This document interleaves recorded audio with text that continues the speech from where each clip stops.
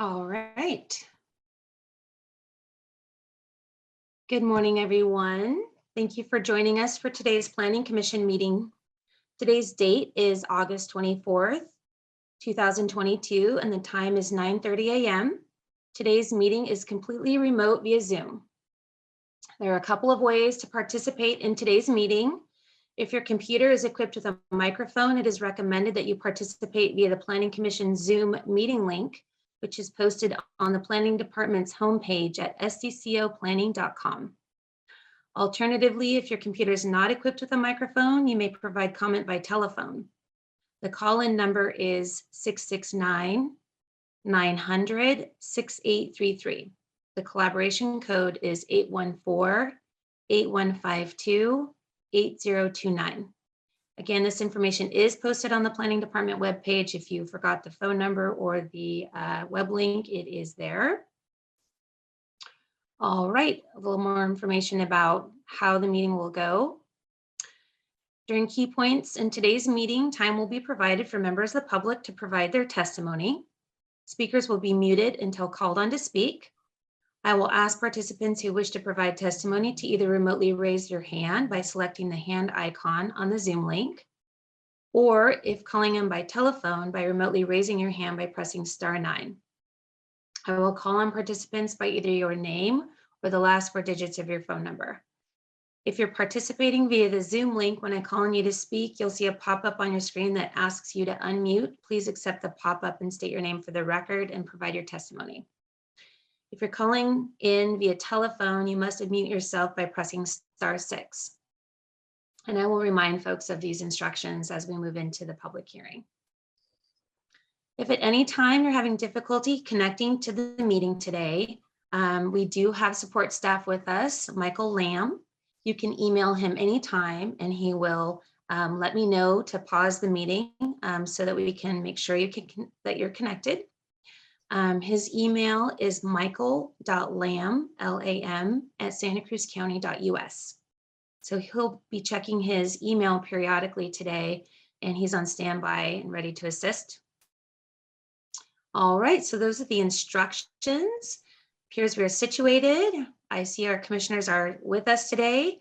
I'll turn the meeting over to Chair Tim Gordon. Good morning. Good morning, Jocelyn. How are you?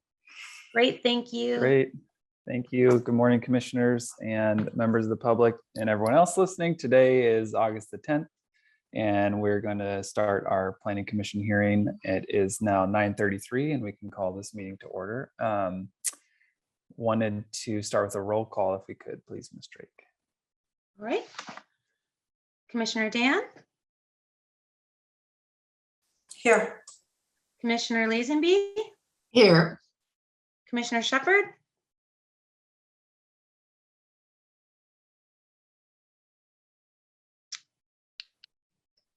Renee?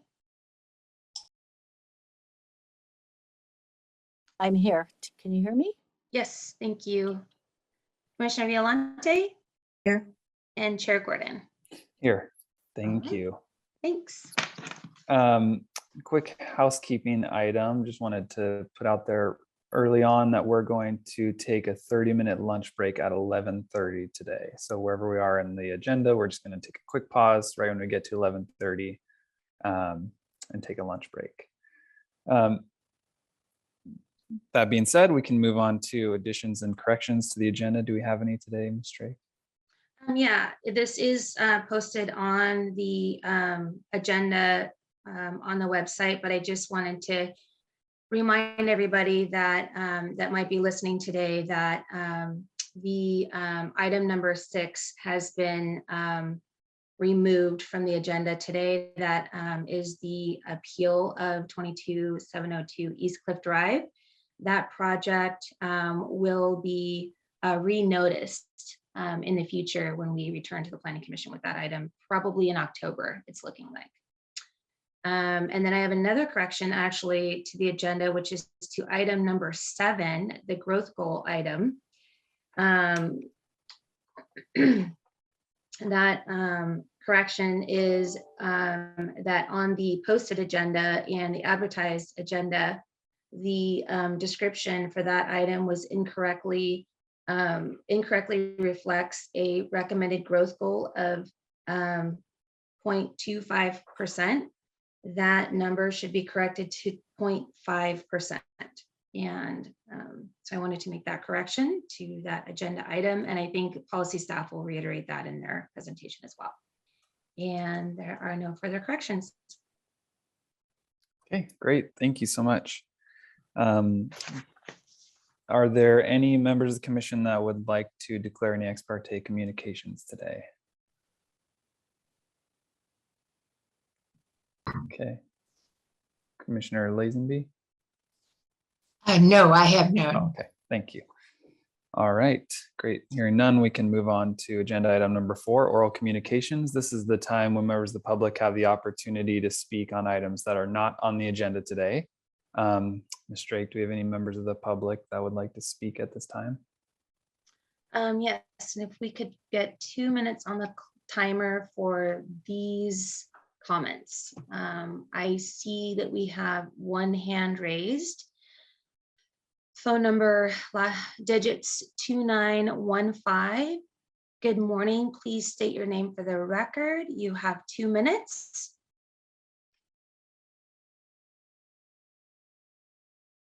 And you need to unmute yourself by pressing *6 on your phone, possibly.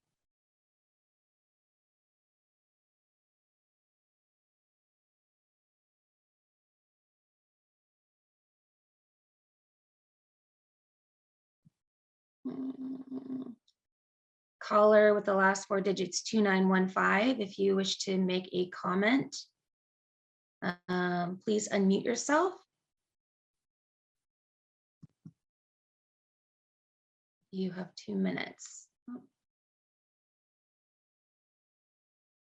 I'm not seeing. I see another hand raised, so maybe we'll go to that person first. I see a hand raised by a gentleman named Oliver. Good morning, Oliver. Please state your full name for the record. You have 2 minutes.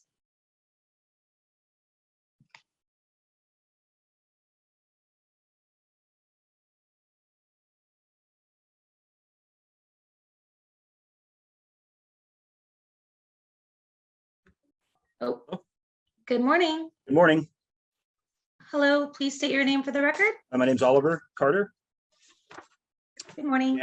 Good morning. I'm just speaking in concern about rezoning of 3051 and 3055 Portola Drive. My wife and I are the current owners of Blown Out Wetsuit Repair and Surf Shack located in the historical landmark at 3055 Portola Drive. This 98-year-old building has a very rich local history, and is the site where Freeline Surf Shop began in 1969. Before that, Doug Hout had his surf shop here, and it is also my knowledge that currently this historic building is being considered for rezoning. Oliver, if I could interrupt a quick second, I apologize, and we can add some time back to this. If this is in regards to the sustainability update, yes, then so that public comment period has not started yet. This part is for that's okay. Any communication that's not on the agenda. Yep. So I appreciate that. Yes, sir. Thank you. Thanks, I will wait. Sounds good. Appreciate that. Thank you. All right. So I'll go back to the first caller with the last 4 digits 2915. Good morning. If you would like to make a comment on anything not on the agenda today, please state your name for the record. You have 2 minutes. Hello, can you hear me now? Yes, we can. Good morning.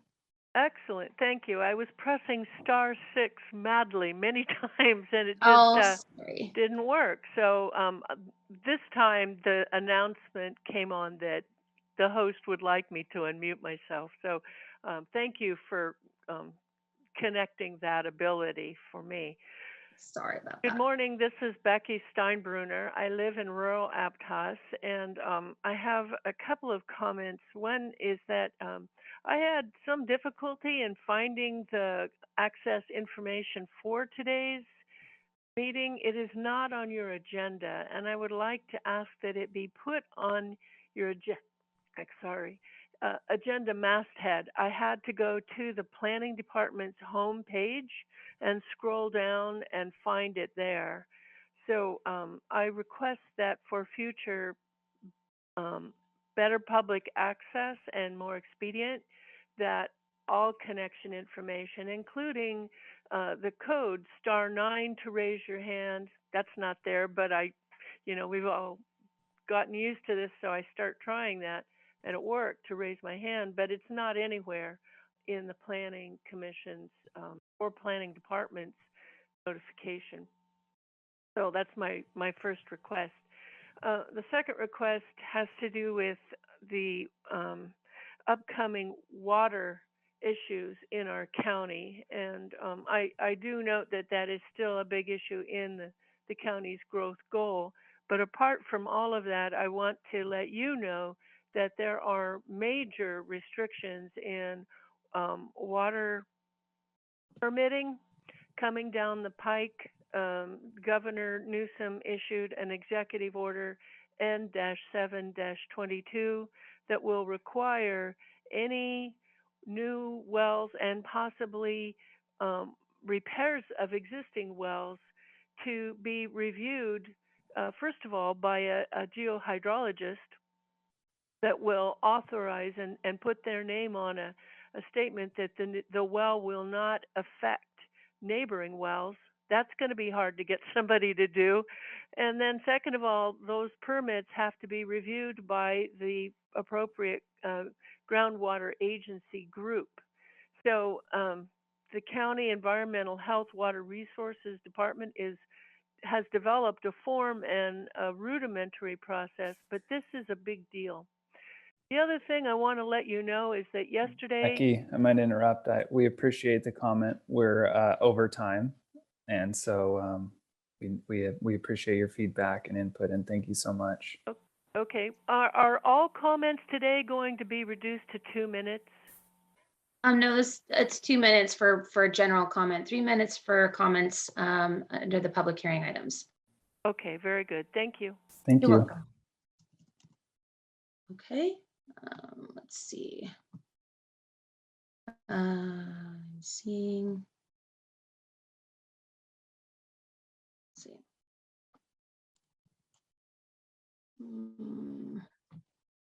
Let me check and see. It looks like we have a hand raised, and I'm having a hard time seeing that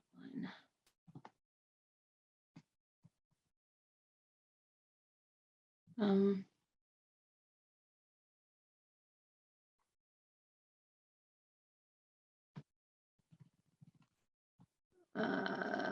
Let's see.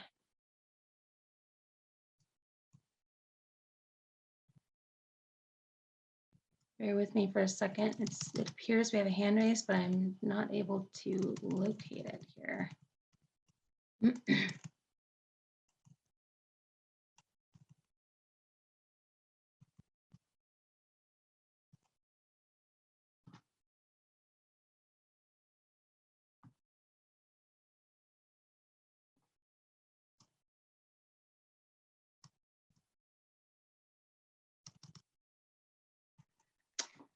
If support staff, I'm seeing a hand raised, but I'm not able to see the hand, the person whose hand is up. I'm not sure why that is. Oh, it went down and it went back up again.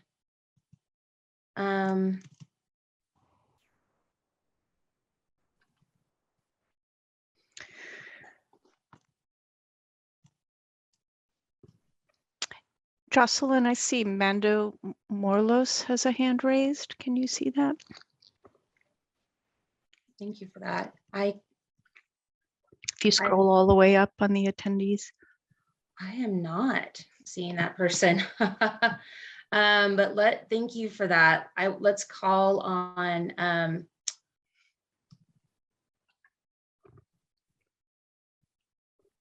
Nando. Did you say it was Nando Mores?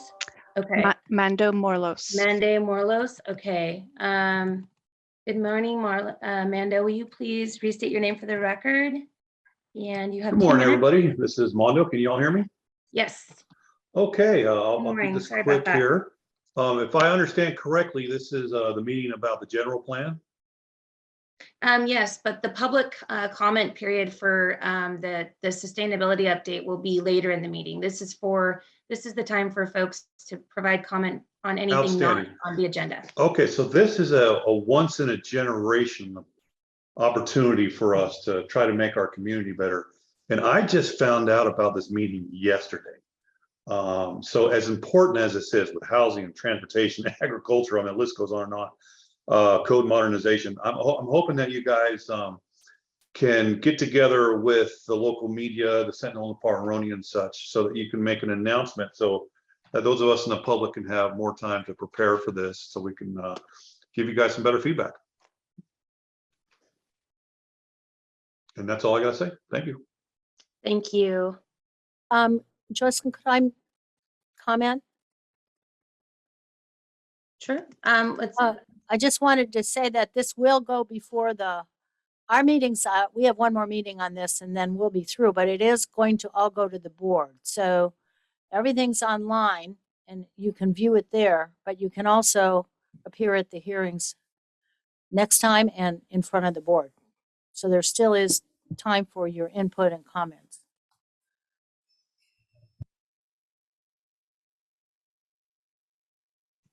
All right. Thank you, Renee. Do we have any additional members of the public who wish to provide comment at this time? I see a hand being raised. Oh. And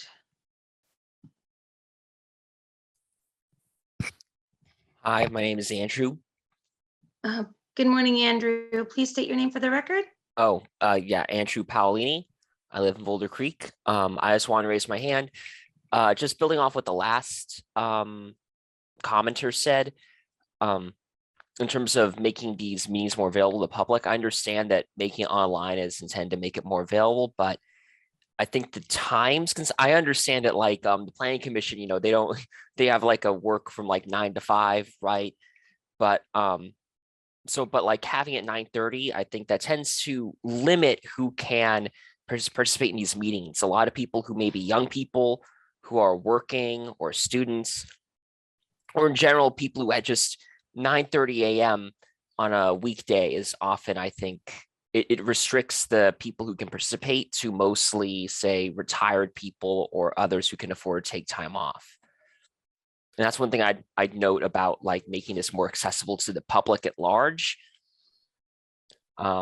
Since in general, I think one of the issues with a lot of these kind of public meetings to get public input is that it's not really the public, it's just what part of small fraction of public that has the time and energy to devote to like attending one of these meetings, since they're not often located at the best times for most people. That's all I had to say. Okay, thank you. Okay, and are there any other members of the public who wish to provide general comment at this time? If so, please raise your hand by pressing *9 or using the hand icon on the Zoom app.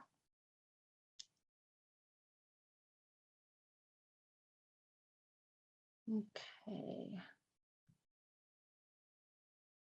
I am not seeing any at this time, so I will turn it back over to you, Chair. Great. Thank you so much. And thank you to everyone who spoke. And we do really appreciate you taking the time out of your day to be here with us and to provide us feedback. So thank you so much. We understand that it's not always easy. That said, we can close oral communications at this time and move on to the next scheduled item, which is the approval of minutes of the August 10th, 2022 Planning Commission hearing. Would any members of the commission like to make a motion on this?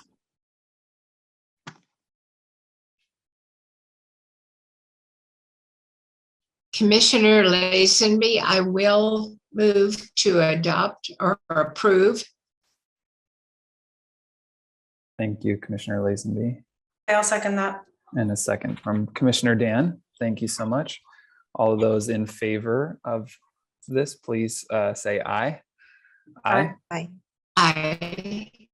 Any opposed? And any abstaining? Great. With that, the motion passes. And we can move on to our next agenda item. As stated previously by Ms. Drake, agenda item number 6 has been removed and is going to be renoticed. And so we are going to move on to agenda item number 7 today, public hearing on recommendation to the Board of Supervisors regarding the proposed year 2023 growth goal. Ms. Drake, do we have staff and a presentation for this item? We do. I believe Thank Natisha Williams is with us this morning and will be presenting this item. Yes, good morning, commissioners. Let me share my screen for the Great. presentation.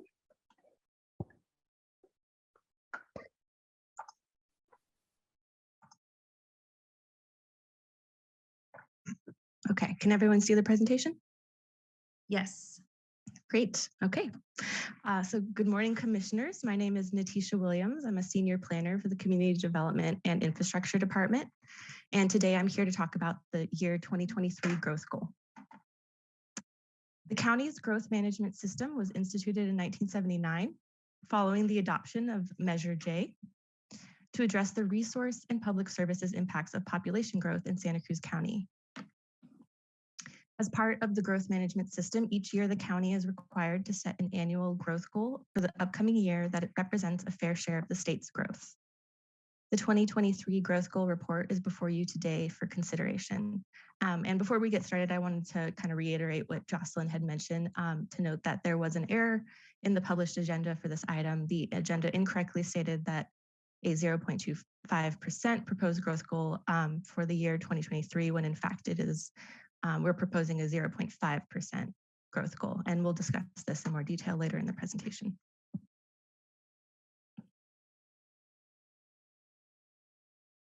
Okay, so this growth goal report examines various factors used in establishing the year 2023 growth goal for the unincorporated area, including analysis of population growth trends, resource constraints, the status of this year's allocation, the county's housing needs, including progress towards meeting the county's required RHNA or regional housing needs allocation.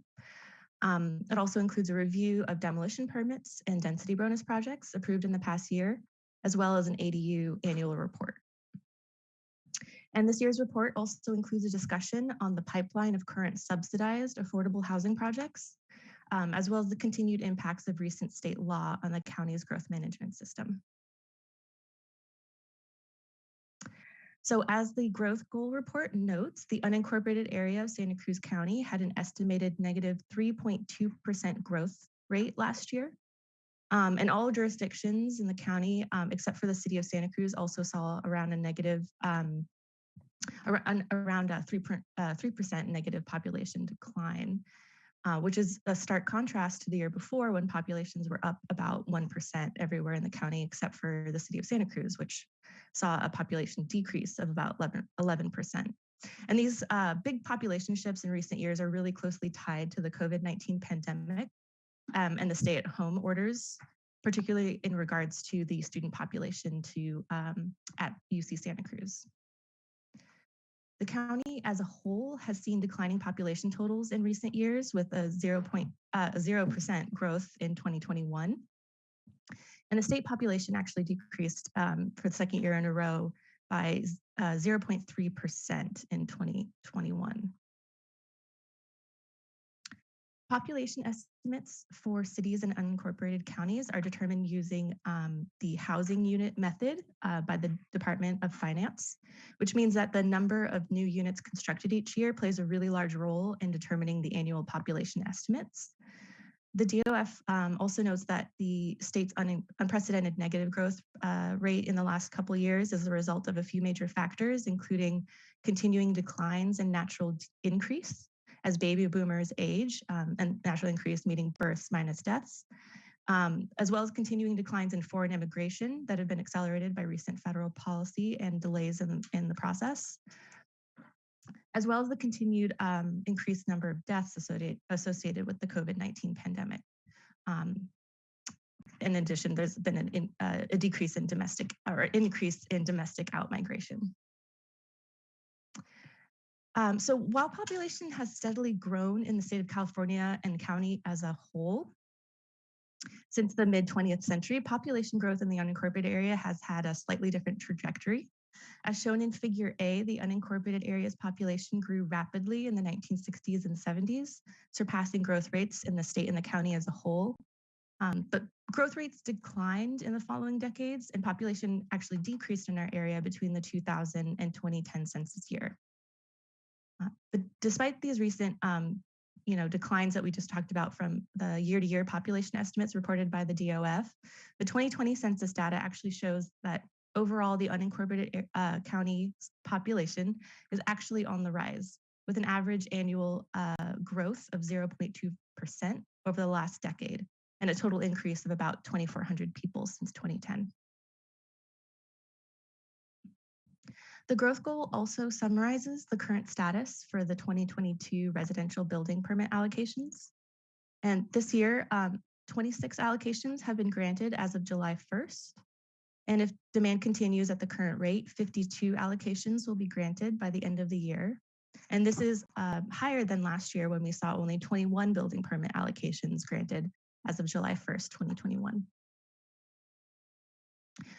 Despite the slight increase, demand for allocations has remained low compared to previous decades, and staff anticipates there will be more than enough permits available for the remainder of this year. And although allocations remain low this year, there are a number of major projects currently in construction in the county, including 3 density bonus projects, the Habitat for Humanity project on Harper Street, the Mid-Penn Housing project on Capitola Road, and the SoCal Townhomes project. There's also a 100% affordable residential housing project in South County, known as Pippin Orchards 2, which is in the construction phase. And all of these projects are reflected on Table 10 of the report, which shows that 219 housing units were issued building permits as of July 1st of this year, including 125 affordable units. And this pipeline of county projects also includes applications for 3 new density bonus project applications submitted as of July 1st of this year, and 3 density projects currently in preliminary review. In accordance with the Housing Crisis Act of 2019, Senate Bill 330, which was updated with Senate Bill 8, Santa Cruz County will continue to not enforce the Measure J growth goal limit on residential allocations within affected county areas while the statute is in place, which will be until January 1st, 2030. In Santa Cruz County, this includes the following CDPs: Live Oak, Pasatiempo, Paradise Park, and Amesti, as shown in blue on the map on this slide. All other aspects of Measure J unrelated to limiting building permits and population, such as the county's affordable housing requirements, are not impacted by SB 330 or SB 8, and staff will continue to track Measure J allocations in the growth goal report and subsequent building permit issuance for reporting purposes. In addition, pursuant to Santa Cruz County Code, all residential units impacted by the CZU August Lightning Complex fire will continue to be exempt from the Measure J residential permit allocation system. So based on this analysis included in the report in more detail, staff recommends that the growth goal be set at 0.5% for calendar year 2023. In past years, the county's growth goal has been consistent with the state of California's growth rate, constituting our fair share of population growth as dictated by Measure J. But as we noted earlier, there were a number of anomalies in the state's growth rate that contributed to population decline.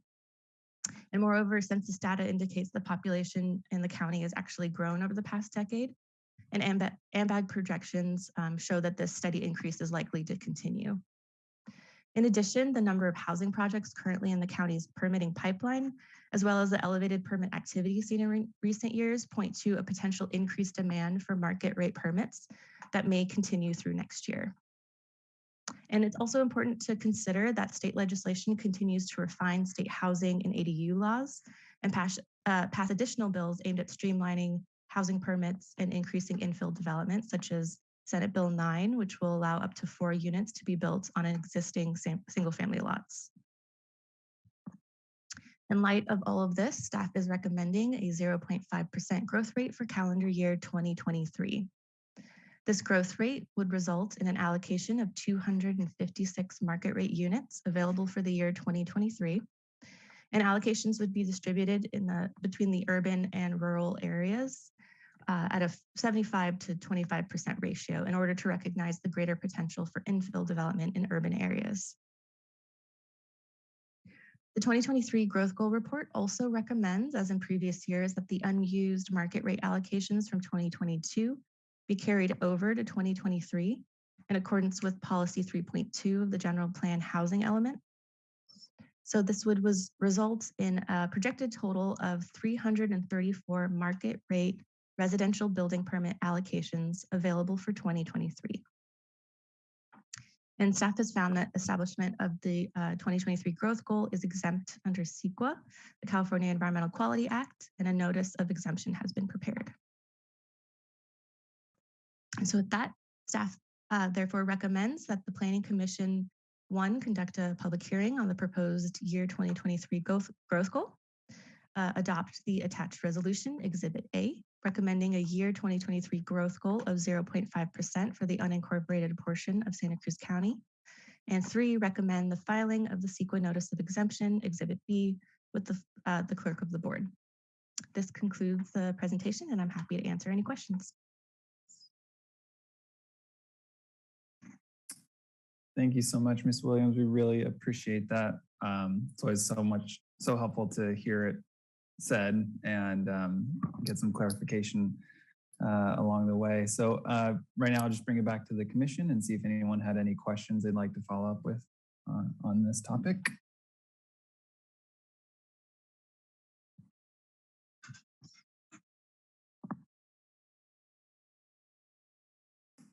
All right. Is there any chance we could stop sharing the screen also so I can see all of the commission again? Here we go. Thank you. Okay. Mhm. Right. If no one had any questions, I had a few. And this is just something that I know, we see, but like I saw last year, I just still want to make sure I get it all right in my head here. So just to be really clear, this growth goal, the units that are allowed or allocated for building permits next year, 334 units. That does not include areas in the affected zones by SB 330 and SB 8. And it does not include affordable housing. Is that correct? So you're right that it does not include affordable units. It also does not include accessory dwelling units. But we are counting areas in those, those blue county affected CDPs. We are adding those to the allocation. They're just for reporting purposes. We wouldn't enforce that if they somehow reached the limit. That's how we're kind of treating that to make sure we're consistent with state law. Got it. Okay. So then how is that allocated? Like, is there a percentage in the affected areas and the percentage that's not? Or is it just like... No, it's only divided between the urban area and the rural area. Most of the affected areas in the urban area, I think there might be some, like Pasatiempo might be just outside of the urban services line. But so we just track it and identify what CDP it's in and ensure that it's not being, that the growth goal is not being treated as a limit in those specific areas. Okay, that makes sense. So then just as this relates to RENA cycle, which is obviously a big deal these days, and a lot of units that we need to permit, with, like you said, things getting faster with permitting process, from state bills and things like that. I guess my question is, if we actually met our RENA numbers, we couldn't actually build them based on this. Is that correct? Or could we, is there a way around that?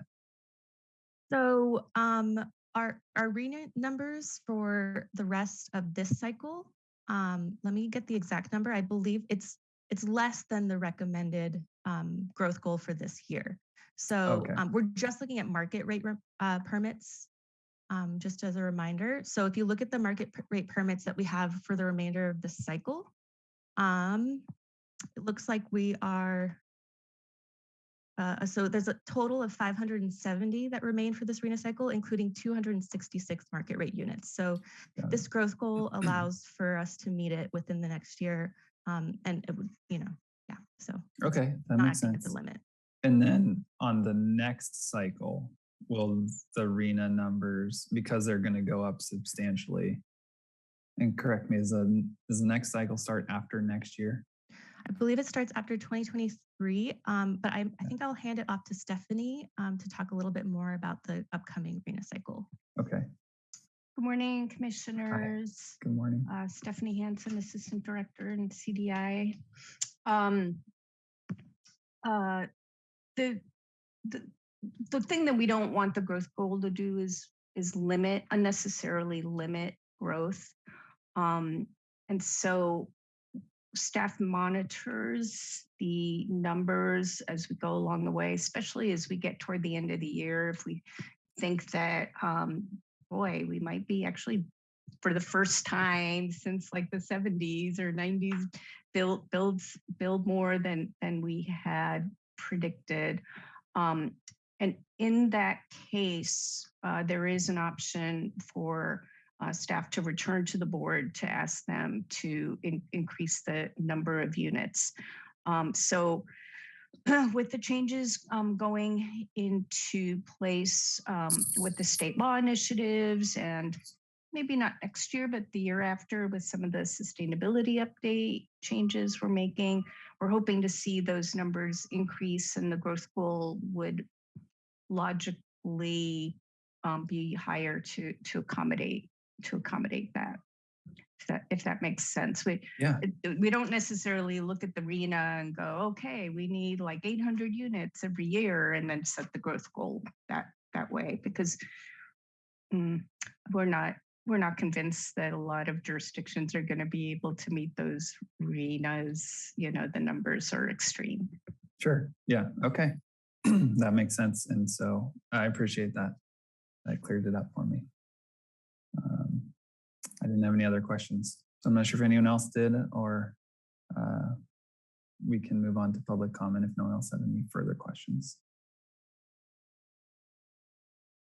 Okay, sounds good. Well, then at this time we can move on to the public comment portion of this agenda item. Ms. Drake, are there any members of the public that would like to speak on this item?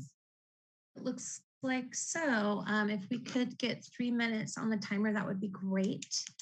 And I am seeing a hand raised again by caller 2915. So good morning. If you could please state your name for the record, that would be wonderful. Good morning. This is Becky Steinbrunner. Can you hear me? Yes. Hi, Becky. Thank you. Good morning. I'm interested in why, with declining county population, the recommendation has been to increase from previous recent years a growth goal of 0.25% to now 0.5%. It's not really consistent with the existing trends that we are seeing, and with the economy and housing prices, I don't expect that to really change. So I'd like some discussion about the justification for increasing county's growth goal. I also want to ask about some information I'm seeing, table 8 on page 24, the Measure J residential allocation status. Can you talk about that? Where are the Measure J units going to be? I understand that process and that they are deed restricted. So if you can please let us know if any of these affordable units that have been supposedly allocated, if those are going to be Measure J deed restricted units. I also have a question on page 23 about table 5, allocation status of approved major projects. The Aptos Village project has a total market number of 59. There are a total of 69 units there, 10 of which are Measure J units. But I don't understand the units from previous allocations, 49, and that there are 10 remaining allocations for that project. That doesn't make sense to me, and I would ask that you explain that. I wanted to let you know that the CZU fire rebuilds are going to face a new hurdle because of action the County Board of Supervisors took yesterday regarding the new septic system regulations. It's called the LAMP, and it will in effect restrict building and rebuilding in many of the rural areas of our county due to septic constraints that have just been passed as of yesterday. It will require people to put in very expensive alternative treatment systems that cost upward of $80,000. And all supervisors yesterday acknowledged this will harm the CZU fire people as they try to rebuild. I also want to point out that once again, your water issue is here in the growth goal. And in Exhibit A, number 7, it talks about the safe yield of the basin. That has not been established yet. So I would like a scientific reference to what the safe yield is in the growth goal, because it, to my understanding, has Becky. not been established for the basins. Thank you, Becky. Thanks, We Becky. appreciate it. Yep. Thank you. Sorry. Thanks, Chair. All right. I am seeing a hand raised by Andrew Paolini. Good morning. Please restate your name for the record. Oh, Andrew Paolini. My comment about was kind of in response to the last comment about why the county is increasing its growth goals, considering the declining population, and also why the county seems to be wanting to kind of let more housing be built. I mean, my guess is, I guess you can answer this, but my guess is that it's because the plan is to reverse the trend of population decline. I know in particular Santa Cruz has often been a place people like to retire to, but in the end, a declining population growth can lead to us becoming more like some Midwestern towns that become ghost towns over time because people sort of leave. And so we're trying to encourage more people to come and live here to try to reverse those trends. I know in my area in Boulder Creek, we had to close when I was a little kid. Because of declining growth rate, we had to close 2 of our elementary schools and also close, I believe, one of our middle schools as well. So I think you can correct me if I'm wrong, but I assume when I saw the plan, I assumed that was why you're increasing the growth goal and trying to make it easier to build more like multifamily housing is to try to reverse those trends, which is something that I very highly approve of. I'd like to see more housing, especially like duplexes or apartments get built. I'd like to be able to live in near the center of Santa Cruz someday, where I could, I don't have to drive down to go hang out with my friends who live there. So that would be nice. Keep housing prices down. Yeah, that's what I had to say. Great, thank you. Okay. I am seeing Mando Morlos. Good morning again. Please restate your name for the record. Good morning. This is Mando Morlos, and I had a question, you guys. Maybe you can use the remainder of my time to answer that. How far behind are we in residential units by whatever matrix are used, either by the state or by local? If anyone can answer that, I'd really appreciate that. Okay, thank you. We'll listen to all of the public comments first, and I'll turn it back over to the Planning Commission.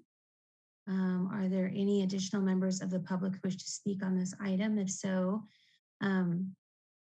please raise your hand by pressing *9 on your phone or using the hand icon.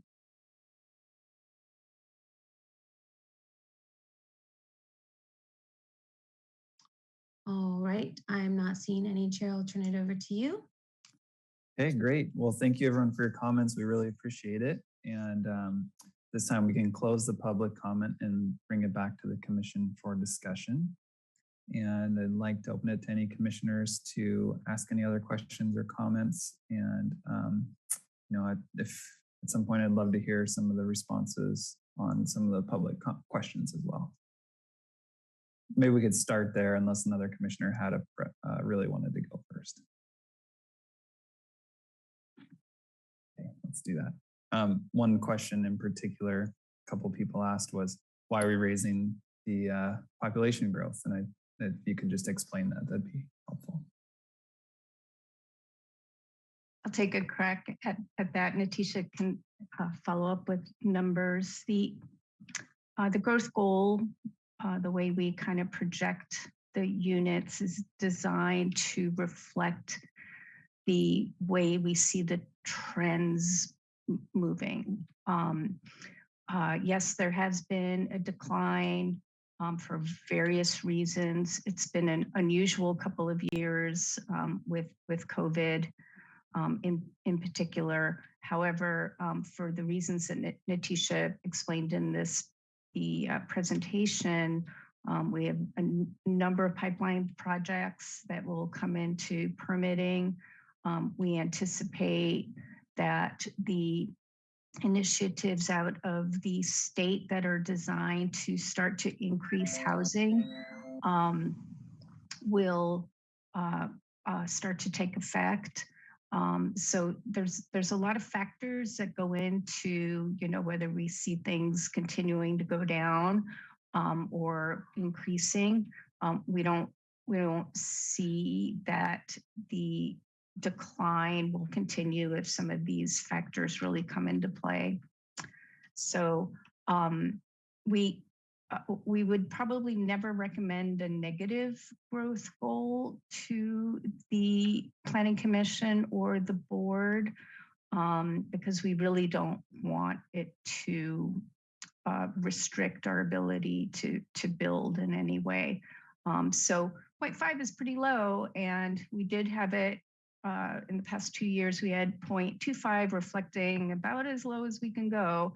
But we are hopeful that growth will continue and even start to increase in the rate of the number of units built. The purpose of trying to encourage housing is that while there are state mandates, we also just need housing here. We need affordable housing. We need housing options for all people in our community, not just wealthy people who have vacation homes. So it's when we talk about the housing crisis, I would say we're a good candidate for where you can find the housing crisis. And then there are state mandates for how many units we're supposed to be able to accommodate. And so while I'm at it, I'll just kind of say we're about 2/3 of the way there and have about a year to go on that RENA. So it is very unlikely we will make that number. Can Chair, may I? Yes, Commissioner Shepherd. I think I want to say that the growth goal was it was something the voters voted on in a much different era. There was a proposal out by the lighthouse to build a community of 30,000 people. And this was in reaction to large developers' plans to develop this area in a much different way. Times have changed, and we don't have enough housing for people who really want to live here of normal means. On the other hand, it's the hottest housing market in the country for rentals or second or something. And unfortunately, housing prices continue to climb. So it's a much different community than this kind of the growth control measure, which is kind of an artifact, actually manifests, but it is still emblematic of the fact one thing doesn't change is people want this to continue to be a nice place to live and don't want to kill the goose who lays the golden eggs of why it's special to live in Santa Cruz. So our task as a public and as a government is to figure out how to have more housing, affordable housing, enable people who grew up here to stay here without making it, like many fabled Southern California communities or over the hill. But So we are dealing with this every year because it's mandated. So if it doesn't always seem to make sense, it's because it was voted on in a time when people felt like we were going to become Los Angeles very quickly. I'd just like to thank Renee for that history and background, and in conjunction with that Lighthouse Field plan was also like 5-lane freeway that was proposed to go down where Delaware Avenue is currently. So yeah, there is some history to this. So it's important to understand that history to understand why we are here right now. And then I'd just like to say also that we are not alone as being a community that is an example of one that's suffering from a housing crisis. You know, Stephanie pointed out, we are one of dozens and dozens of communities across the whole country. So I don't want to make it seem like it's just a Santa Cruz thing. This is something that's a nationwide problem.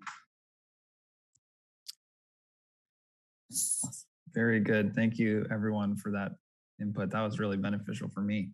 I'm ready to make a motion if we're ready to have one. Great, I'm ready. Yep. Let's move the staff recommendation. I'll second it. Okay, great. We have a motion and a second. And if there's no further discussion, we can move on to a roll call vote. Ms. Drake? Commissioner Violante? Yes.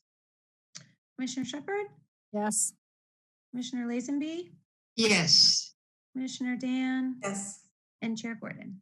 Yes. Great, thank you. Thank you, commissioners. Thank you. Okay, great. With that, we can close agenda item number 7. Moving right along and move on to agenda item number 8. This is a public hearing to consider the proposed ordinances and resolutions related to the sustainability policy update and a recommendation to the board. Chair Gordon, could I just say something real quick before we get started? Yes. And that is, there was a public comment during oral communications that was kind of starting to question the process a little bit and suggesting that the times of our meetings, aren't convenient, which I understand most certainly is true for a number of people. But I just wanted to make sure to point out and recognize that I think staff has done an excellent job at planning meetings at a variety of times throughout this process so that people with a whole different schedules can make it. So all of the community meetings last spring were in the evening, which I heard from a number of people was like an absolutely terrible time for them because they have young kids, and that's like the worst time when you have little kids to attend a public meeting. I also have heard from students who are young people who have told me that the mornings are great times for them because they don't usually start their day with classes until the afternoon. So I just wanted to commend our staff for providing a number of opportunities throughout the day for people to participate, and just put it out there for folks who are listening that from my perspective, written correspondence is actually the best way to communicate because you can be as detailed as you want. I, for instance, just got an email this morning from someone in the district asking about something. She cited a specific part of the plan. I was able to look it up, and I might be asking a question about that this afternoon. So I would just encourage folks to use written correspondence. We all read it, and it's really helpful. So thank you. And Chair Gordon, if I may, actually, I Sure. appreciate Commissioner Dan saying that because I was actually going to respond to that comment as well. I understand that some people don't always learn about some of these hearings until late, but this process has been going on for quite some time. And I wanted to acknowledge the fact that there have been several opportunities to participate through a numerous nighttime hearings, but also that these were then recorded and available online at an alternate opportunity. So people weren't able to participate live in those nighttime opportunities. They were also recorded so that people could do exactly what Commissioner Dan is talking about, which is then communicating in a written format with the commission or even staff to participate in this process. So I'm sorry to hear that people only learned about this process today. That's always unfortunate because we want people to engage. We want people to be able to participate, but I do think staff should be commended on providing a multitude of opportunities and putting that out. I know that the county did press releases of every single one of those opportunities for each one. They didn't just put out the master schedule, but they then released each hearing. And we did have participation, and then each of those opportunities was then recorded and put online. So I do think that they've done a good job. I know that no time is ideal for everybody. As Commissioner Dan said, mornings can be bad for people who work, evenings can be bad for people with small children or who are caregivers in general. So I know that that's why we provided this diverse opportunity of times. And so I want to make sure that we respond when there are sometimes these statements that there are only one opportunity. That's certainly not the case here. And so I do feel that sometimes we need to respond to comments like that characterize these things as being singular or last minute, which this I agree with the comments that this is a large change, and but I feel like staff has done a good job of responding accordingly in terms of providing opportunity. Chair Gordon? Sure, please, Commissioner Shepherd. I had 2 cents to add to that. What I heard from the public is that they didn't get that the sustainability update is really a review of the general plan. I think I have nomenclature here because a lot of people didn't get that. That's what I heard. So I'd like to suggest that when the board advertises their hearings on this topic, that the fact that we are updating and changing the general plan, somehow that language gets involved, because the word sustainability, people don't know what it means. So I do want to say that. And I wanted to let anybody who's still here remind them that they still have plenty of time to participate. This all goes before the Board of Supervisors and gets discussed in detail again. So I think Commissioner Dan is absolutely right. Get a hold of a copy, look it up online, and then put your comments in writing to your supervisor, because they do get read. There is one thing that when I did talk to Annie about a few things, and I wanted to bring it up again. Reading it online is, of course, useful and saves paper, but I have found it real difficult if you're looking at a chart or a grid and you look on one page and then 3 pages later it shows what's changed or what's different. It's not really hard to go back and forth, scoot down 3 pages and try to remember what you saw 3 pages ago. So I think these complicated documents, if you could put them up with side-by-side pages so you can at least compare things, or at least put a printed copy in the library or at the planning department, so people actually want to come and compare parts of some of the grids of what's permitted and what the changes are. I had a hard time finding what the changes were compared to, said what they will be, but didn't say what they were, or if it did, it was a few pages different. Is it possible to have the documents an option for pages being side to side like a book, so you can refer back and forth easily? That's one suggestion I had, but I just wanted to say that. Great. Thank you so much. I really appreciate everyone's feedback. Obviously second everything everyone said. So with that, I will move on with a couple housekeeping items on this topic. Just as a reminder, we have an 11:30 lunch break today. So 30 minutes at 11:30, and we'll just take a hard stop at 11:30 as long as we're not in the middle of presentation or, something that was a really awkward spot to stop at, plus or minus a couple minutes there. Second thing on this topic is we do have a rough hard stop today of close to 1 o'clock. And so, my recommendation would be that we, and I'm going to follow Ms. Hanson's lead here because she's kind of got the plan to how to get us through these things one at a time. But that we kind of find a rough stopping point around then and would move to continue to the next hearing for motions on any of the topics. Well, I'd like to discuss that. I don't think we're going to get through this thing by 1 o'clock, and we only have one other meeting. I would be okay with going ahead and getting everything done this afternoon, and I know that's a burden for Allison, but either that or just have another extra meeting.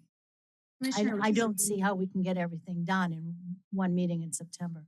I think Commissioner Lazenby also has to leave by 1:30, so that would be 2 commissioners that would be leaving between 1 and 1:30. So I'm wondering if that would be Can I propose something? Why don't we go forward, hear the staff presentation, and then those commissioners, and then we try to get through as much as we can, and then make a call at 1:20 and see where we are and what we need to do next. Does that sound good? I That think sounds so. good, but I want to at least to open the option of having another half-day meeting. to Yeah, get through the rest of it. 100%. Let's discuss that. Like, let's stop like 10 minutes before the hard stop, whenever that is, and then have that discussion. Leave 10 minutes for that discussion. I just want to make sure that is possible if we had another extra meeting for 4 hours. Anything's possible. Well, usually this is where Stephanie says, well, we can't afford the time and it has to go to the board and so on. So I want to make sure I'm not going to hear that. I would guess that we would schedule that before the 14th. Yes. Yeah, so we could stay on schedule. But yeah, okay, sounds good. Great. Okay, so I think we're all pretty much on the same page. Great. So with that, then we can move on. And Ms. Hanson, if you could give us a little bit of an outline of what our process will be, that'd be really helpful for me. So we can kind of march through this one at a time, and then obviously staff presentation and go from there. Please. Yeah, thank you, Chair Gordon and commissioners. I see I have a reputation to work on in terms of trying to keep us focused, and Commissioner Dan is right. There is an opportunity for more meetings, certainly, and it'd be helpful to have them in between before 9:14 if possible. So Chair Gordon and I have been discussing how to organize our review here in an orderly fashion that's kind of clear to everybody, so that we can get everybody's input and have it be straightforward for people. It can get kind of crazy with motions when folks are making motions. So what we talked about is for today, we're going to do the staff presentation. We'd like to be able to get through the whole presentation.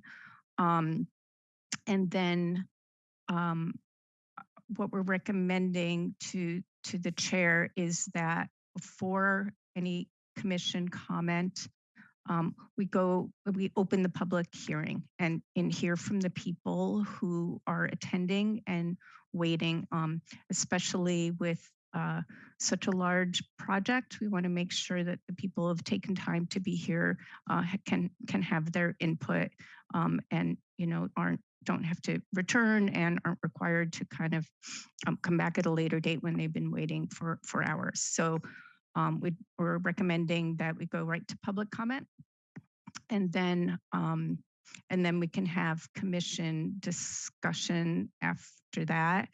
And we understand that it may not all happen today. And we're hoping if there's any direction that the commission wants to offer to staff, that we get that. And then when it comes time to make the motions, which I am hearing would probably not happen today, because I think there is some discussion that needs to happen. We'll work with Chair Gordon to break out the documents so that we're accepting motions first on the first. You would have the straight out motion to recommend approval as the staff recommendation is, and then we would have a series of amending motions. We start with the general plan, and then we'll go through it chapter by chapter. So chair would call out and say what are any comments on the built environment element, on introduction, built environment, access and mobility, and we'll just go down the line of all the chapters of the general plan. And then basically we do the same thing for the county code, break it out. First there's Title 5 and Title 12. Those are fairly minor. I don't think we'd have too much there. Chapter 1310, which is the big one and will take some time, chapter 1311, and so forth until we get through all the chapters and the title in the code. Then we'll move to the third component, which is the design guidelines, and see if there's any amending motions there.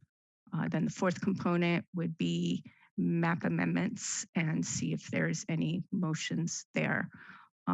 So you'll see in the staff report, we've tweaked the recommendation just a little bit because there are items that we know we're coming back for on 914. So the recommendation is shifted a teeny bit for that. And so I think that would cover it. And then that'll get us through kind of today. We can have a reminder at your at the continued hearing, whether that's on 914 or before, and then kind of pick up where we left off at that point. And then, so I anticipate some discussion before we get to the motion part of this, and that's probably the best way to do it anyway. So did I cover that okay, Chair? Yes, perfect. Thank you so much. I think that's really clear. So, we'll get through discussion today and then as we do motions one at a time. And so, as commissioners are, kind of thinking through responses and getting ready for the coming weeks or coming sessions of making motions, I just ask that, try to organize in that fashion, general plan intro, then built environment, et cetera, county code by each title, then design guidelines, then map amendments, as Ms. Hanson said. I think that then we could really walk through these much more easily. So thank you so much. Can I just ask, Chair, it's Yes, okay to please. organize your comments and suggestions by going by the staff report organization. That's how I have them right now. Is that what you kind of meant? Yes, kind of. I think that ideally we would vote in sections of general plan and then sections of code. So it would be one motion to approve with amendments, and then each separate amendment would be based on those sections. And I'll just say so- it generally does follow the staff report organization. Yeah. Good, because I understand that. Yeah. Okay. Otherwise, there's these three-inch volumes here, and I have trouble figuring out what to call everything since everything's name is kind of different from anyway. Understood. Thank you. Chair, I just wanted to be clear, and maybe I misheard, but this suggested organization, which I think makes sense, is for when we take action on the 14th. Yes, ma'am, absolutely. So yes, that would be it. So then we can really clearly adjust certain sections as a group. And then, I think that if there are kind of voluminous amended, suggestions to add into a motion, it's probably helpful to put those on a separate document so that we can all share screens if possible. Because reading, if I have, recommended changes that run 2 or 3 pages, to have to read those aloud will be too much. So what I'm doing is preparing separate Google Docs for all of those, which then, if we're still remote, which I imagine we will be, we can share screens or send them to staff and staff can put them up for a discussion. That's how I'm doing it. That's an awesome idea. Is that possible, Ms. Hanson, as we go through to combine these and, someone can be typing them as we're saying them so we can read through it as a group, exactly what our amendments are and then agree to that document? Staff wouldn't be typing as we go along. I think what Commissioner Dan is saying is she's preparing a document with her proposed changes and she'll share her screen so you can all visually see it instead of her having to say one thing after another, because I know that she's been conducting a detailed review, so that's excellent. So it wouldn't be an iterative thing, and then staff will have to figure out how to go, based on the discussion, go back and come back with changes on the 14th. That makes sense. I just don't quite understand. So I understand that we are, and I don't want to, and obviously we need to get on with it, but we're going to hear the staff report, we're going to hear from the public, and we may or may not have more time today. We're going to consider an additional meeting. At that meeting, we can give comments on this, which was under consideration for today. And in that case, I don't have any complicated Google Docs, but I have some suggested changing and wording, things I don't agree with and why I don't agree with them. And that's what I was planning to do. And then the 14th, that's a kind of place to kind of have the staff should, by then would responding to her suggestions, and that would be the final wrap up, right? Yeah, and I think, I maybe I shouldn't have, weighed in on this. I think everybody should prepare in a way that works for them. So, yeah, I think with, the way you operate is just fine. So, yeah. I think that to be clear though, we're going to provide feedback, and then before the last hearing and before a motion, we would have an updated response from the planning department on our comments, correct? For the majority of things, assuming we can get through it before we go to make motions. If it's day of changes, then obviously it would need to be an amended motion, but I think we'll have to see what they are, right? Yeah. If we're getting this sense that there's kind of unanimous agreement from the commissioners, then I think we could come back with that change.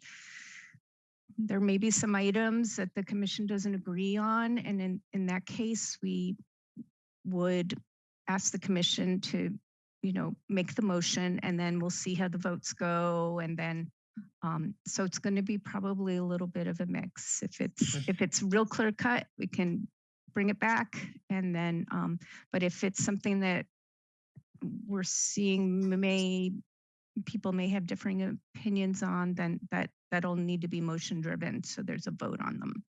That makes sense, and that reflects what you've done so far. I mean, if we look at like what's in the packet from the last meeting, you responded to some things, changed some things, responding, but not everything. So that's just something we then have to bird dog and then make determinations on our own what we want to do with that. So yeah, some of these things are policy questions, and that's why we're here at the commission, to have the commission set the policy, help set the policy for the board. that makes sense to me. Thanks, Stephanie. Yes. great. Thank you. Probably move on then to the presentation. Thank you.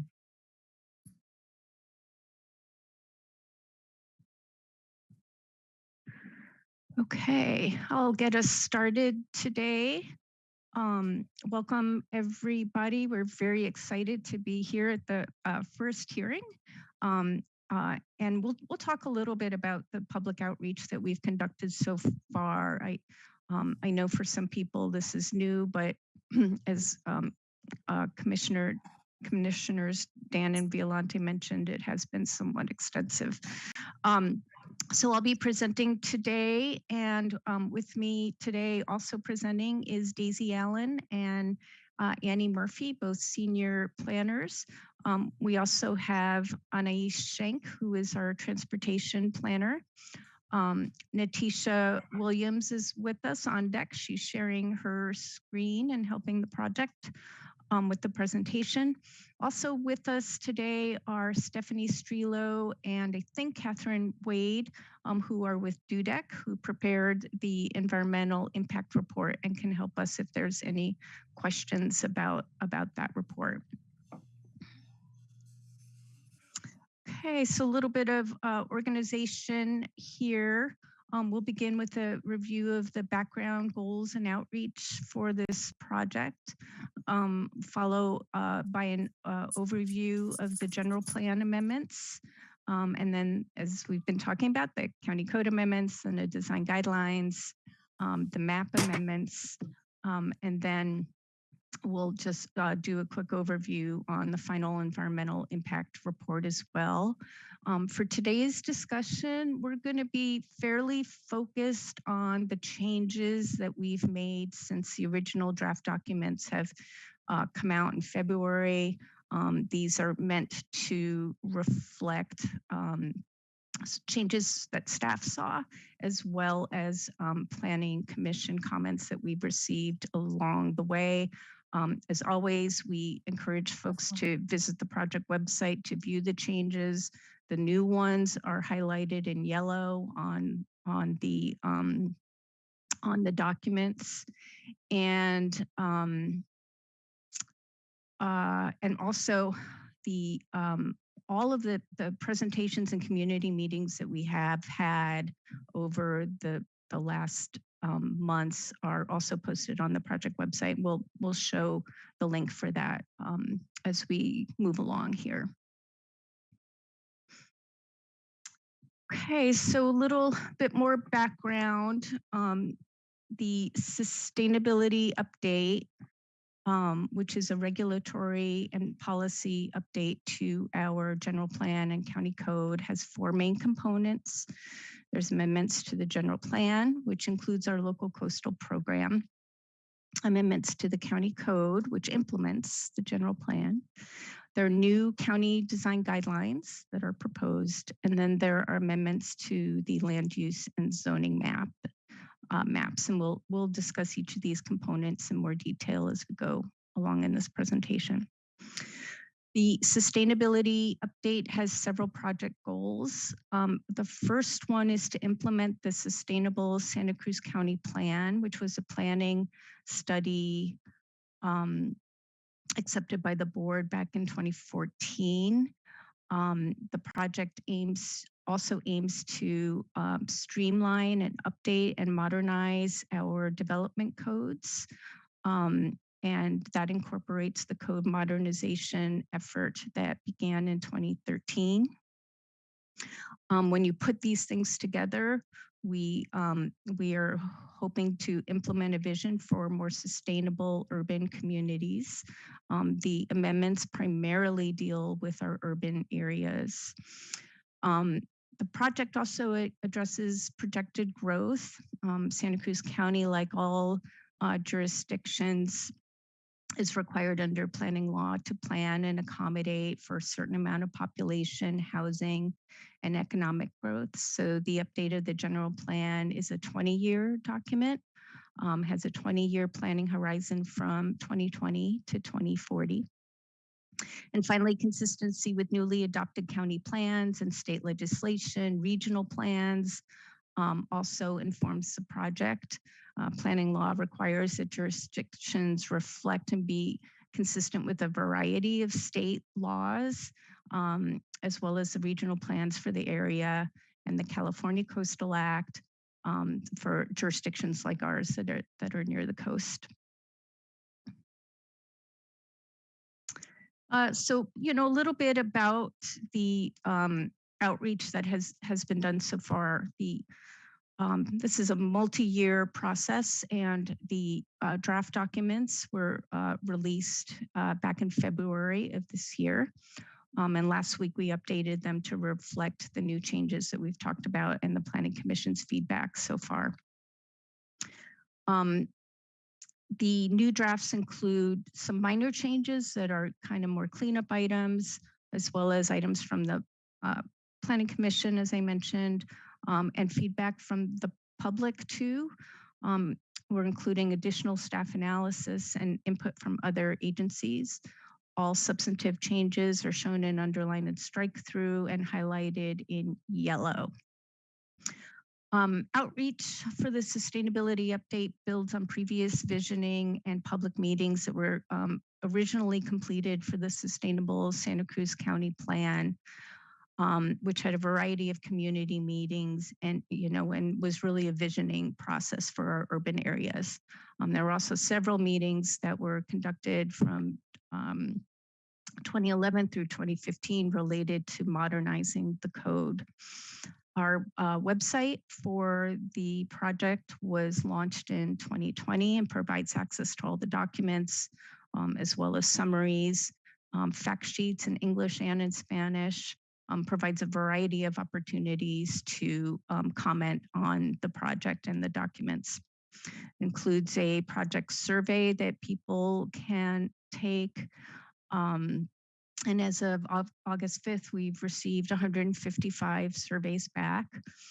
Those are Exhibit M in the Planning Commission packet.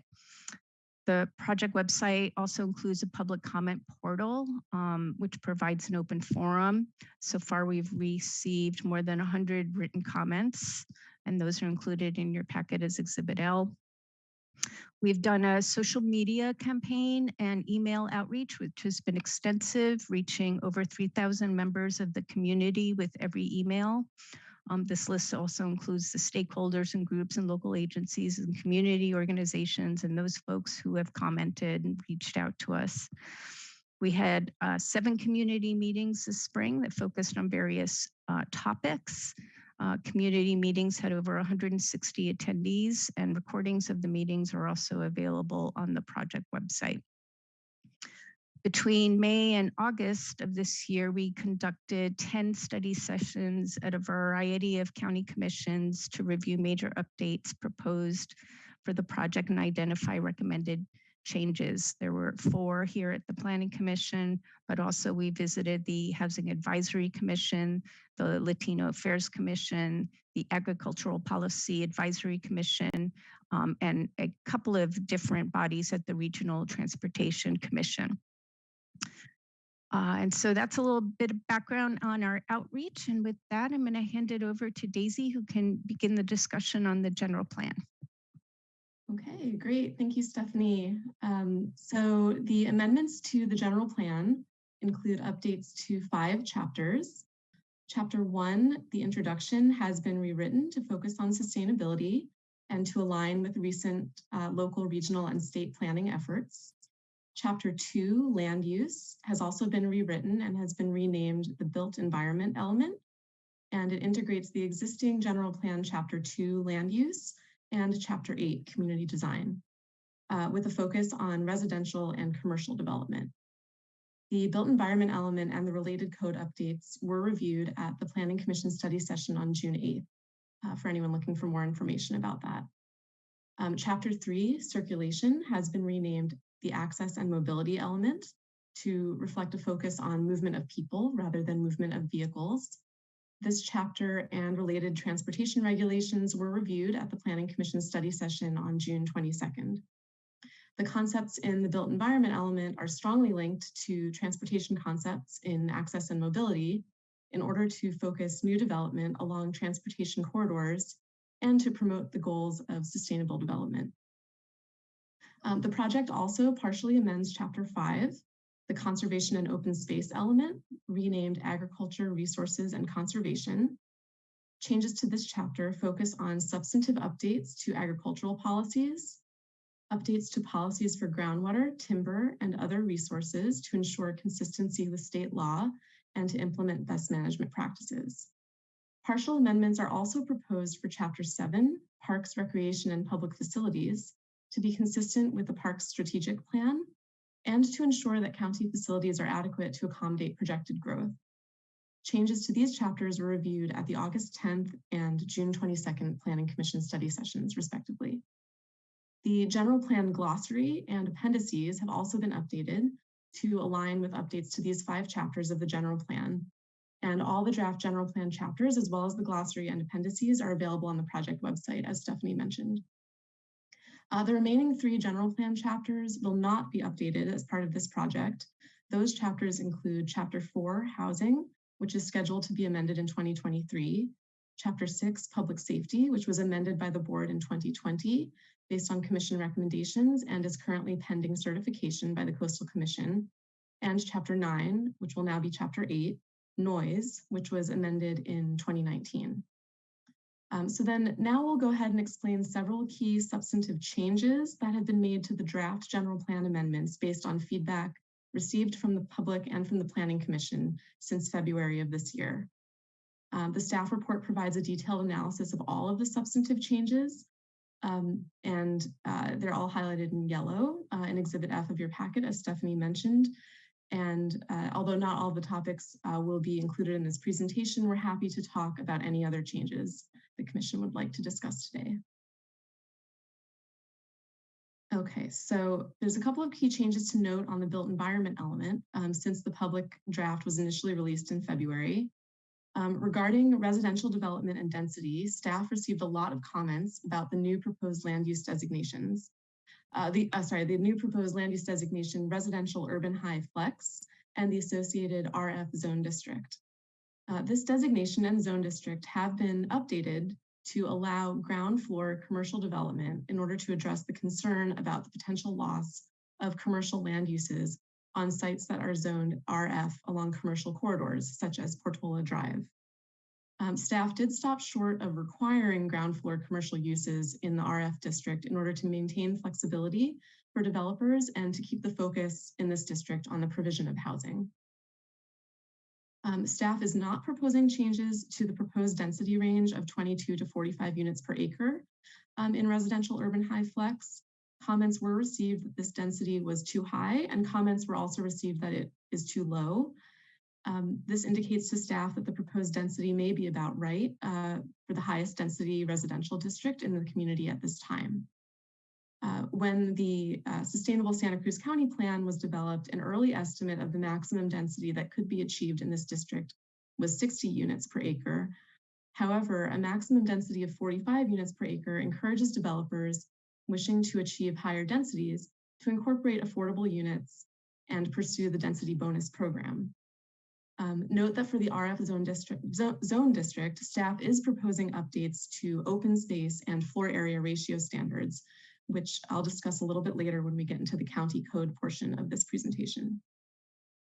Regarding commercial development and density, staff conducted additional analysis to address concerns raised by commissioners and members of the public about the proposed maximum floor area ratio of 1.0 for commercial land use designations.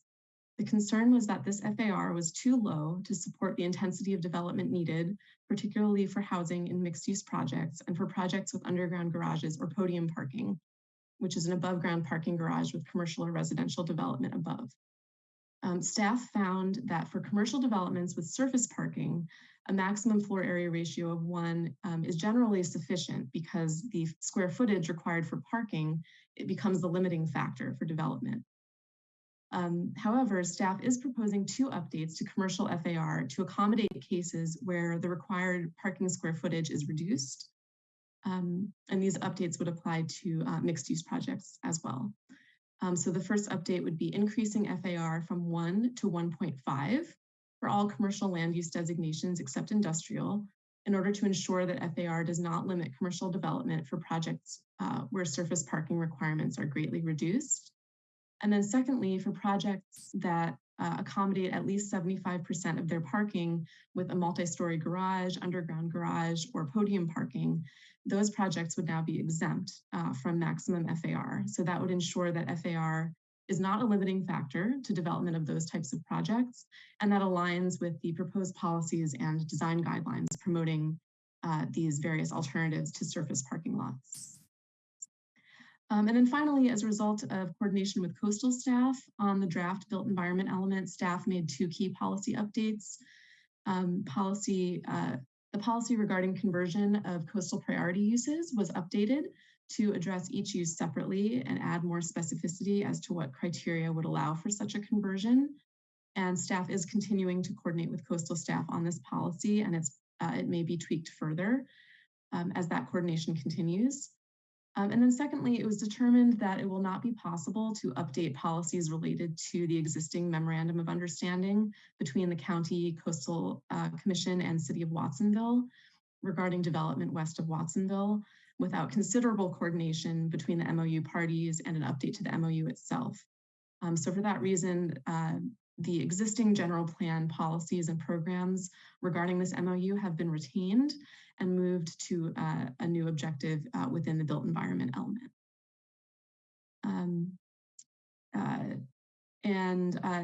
I'll also note that at the Planning Commission study session on June 8th, there was a request for more information regarding the proposed change to calculate urban residential density using gross site area rather than net developable site area. And staff did provide an example with analysis in the staff report and can clarify further if the commission would like. Now I'll hand it over to Anais to discuss updates to the access and mobility element. Thanks, Daisy. So the key changes in the access and mobility element relate to transportation demand management and responding to comments from the Santa Cruz County Regional Transportation Commission. We often just say SRTC, excuse me. The changes related to the TDM include a new appendix, which was added to bring clarity on TDM options for applicants. So that's Appendix I of the general plan, which includes categories of design measures so people can see which measures are related to infrastructure and therefore one-time investments versus measures that are ongoing and require monitoring. And these are labeled as incentives in the appendix. Also, a new general plan strategy was added to consider allowing paid parking and other parking strategies as TDM options beyond what is provided in Appendix I. This is based on EIR mitigation for CEQA impacts related to VMT, as well as input from the 1st and 5th district supervisors. There will be more discussion of CEQA at the end of this presentation. A number of changes were made based on comments in coordination with the SCCRTC. I'm just going to say RTC for the ease of speaking here. These include updating language in the chapter introduction to acknowledge benefits of reducing VMT other than greenhouse gas reductions, as well as updating text related to the locally preferred alternative for the rail corridor, which was based on the transit alternatives analysis conducted by RTC. Also, language around Vision Zero policies and implementation strategies was updated to correspond to best practice Vision Zero philosophy. Additional changes include generalizing policy language related to Metro's upgrades, adding transit to potential multimodal impacts that new development should consider when analyzing level of service, and policy changes to address accessibility based on public feedback. At the Planning Commission study session on June 22nd, commissioners requested additional information to help clarify some other concepts presented in the access mobility element, including high quality transit, Dutch intersection, the difference between level of service and VMT or vehicle miles traveled. So those have been provided in the staff report starting on page 11 of your packet.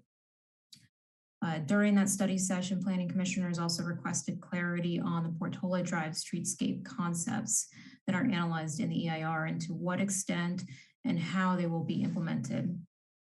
The Portola Drive improvements are conceptual in nature and include both near and long-term concepts.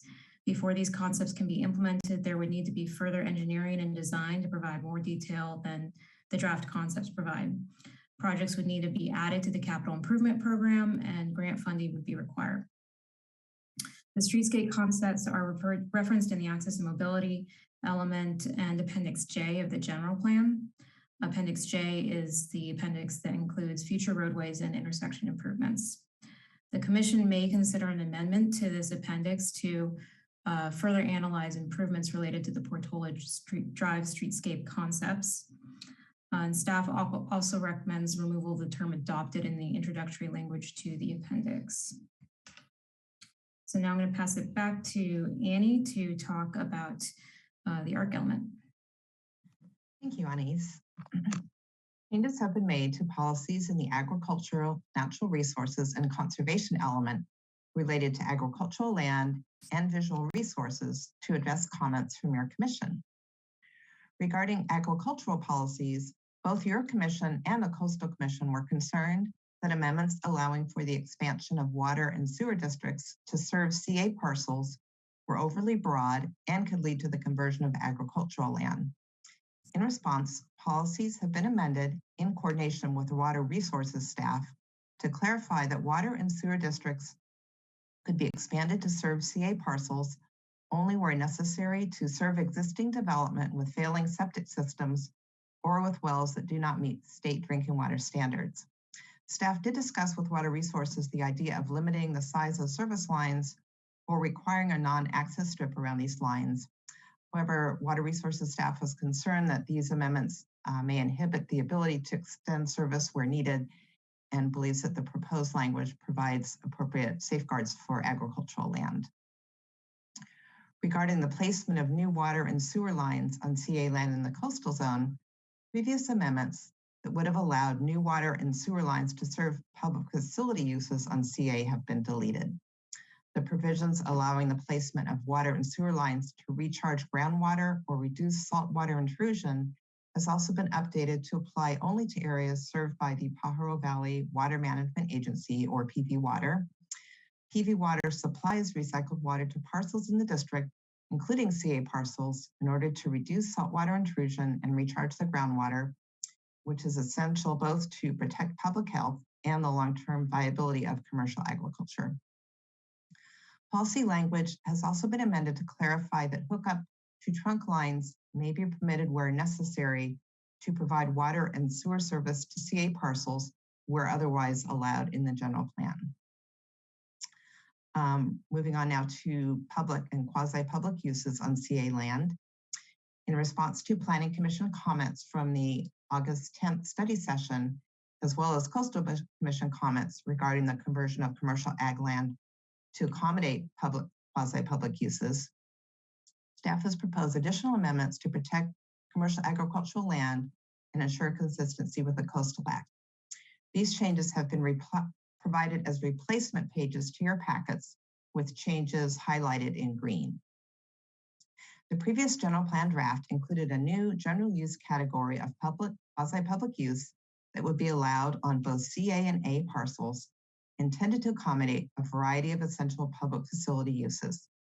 In the updated draft, this broad use category would no longer be allowed on CA. However, the draft retains and adds references to the specific community and public facility uses allowed on CA in the agricultural uses chart. This approach will allow appropriate community and public facility uses to be added to CA in the future, while otherwise limiting new public facility uses to those currently allowed in the ag uses chart. Language has also been retained that allows a landfill as well as a transfer station on CA, accommodating the Buena Vista landfill site. Staff has also deleted the new provision that would have allowed the conversion or subdivision of CA land to accommodate a public facility use. The new public quasi-public use as a general category would continue to be allowed on A-zone parcels, expanding sites where PF uses can currently be considered. Minor changes have been made to policies in Chapter 5 and other general plan chapters to address comments from the Drainage Division of the CDI Department, which ensure consistency with county design criteria and best management practices. Your commission requested additional information regarding deletion of septic policies. John Ricker has clarified that the deleted policies include very specific requirements that are better addressed in the county code. And was also mentioned, John Ricker recently brought to your commission an update to the county code and septic policies to be consistent with the county's local management program for on-site wastewater treatment. And once these are approved, these policies will be included in the general plan. Staff has also made several changes to policies for visual resources. Policy language regarding development visible from a public beach has been clarified, removing the phrase adversely visible and retaining the intent of the existing policy. There was also discussion about retaining this existing policy language that does not allow the creation of new parcels, which would require structures to project above the ridgeline. Language has been added to retain this policy intent, and other policy language has been clarified. Finally, regarding the proposed amendments to remove the local scenic designation for the urban portions of Highway 1, commissioners expressed concern about the loss of trees along the highway. Per commission comments, a new strategy has been added to direct the county to coordinate with Caltrans to replant trees along the urban portions of Highway 1. This strategy will help screen new development, enhance the urban forest, and improve the visual qualities of the highway corridor while allowing development to proceed on sites along the highway within the USL. The second component of the Sustainability Update Project is amendments to the county code. These amendments include updates to Title 12, Building, and Title 13, Planning and Zoning Regulations, which include changes to zoning, design, and coastal regulation chapters, as well as a new parking and circulation chapter. Title 18, Procedures, has also been updated, and there are also other minor associated changes to Titles 5 and 15. Key amendments to the code include a new permit system, replacing the current processing levels with more descriptive permit terms, the creation of the new residential flex zone district, and a new workplace flex zone district that provides centers of employment with a flexible mix of commercial and light industrial land uses, meeting the daily needs of workers. Code updates also include new agricultural and event regulations, updated zone district use charts, revised design review regulations, and revised development standards for several districts, including new mixed use standards. Overall, these code amendments serve to both modernize the code and align with general plan changes. Updates related to the new zone districts were reviewed at the June 8th study session, and code modernization was discussed with your commission on August 12th. Today's presentation will focus on key changes to the code related to agricultural and event regulations, animal keeping and transportation, as well as development standards. The staff report provides detailed analysis of all substantive changes to draft county code amendments since they were last presented to your commission. These changes are highlighted in yellow in Exhibit G of your packet. And although we are not discussing all topics in the presentation, we're happy to talk about any other code changes your commission would like to discuss.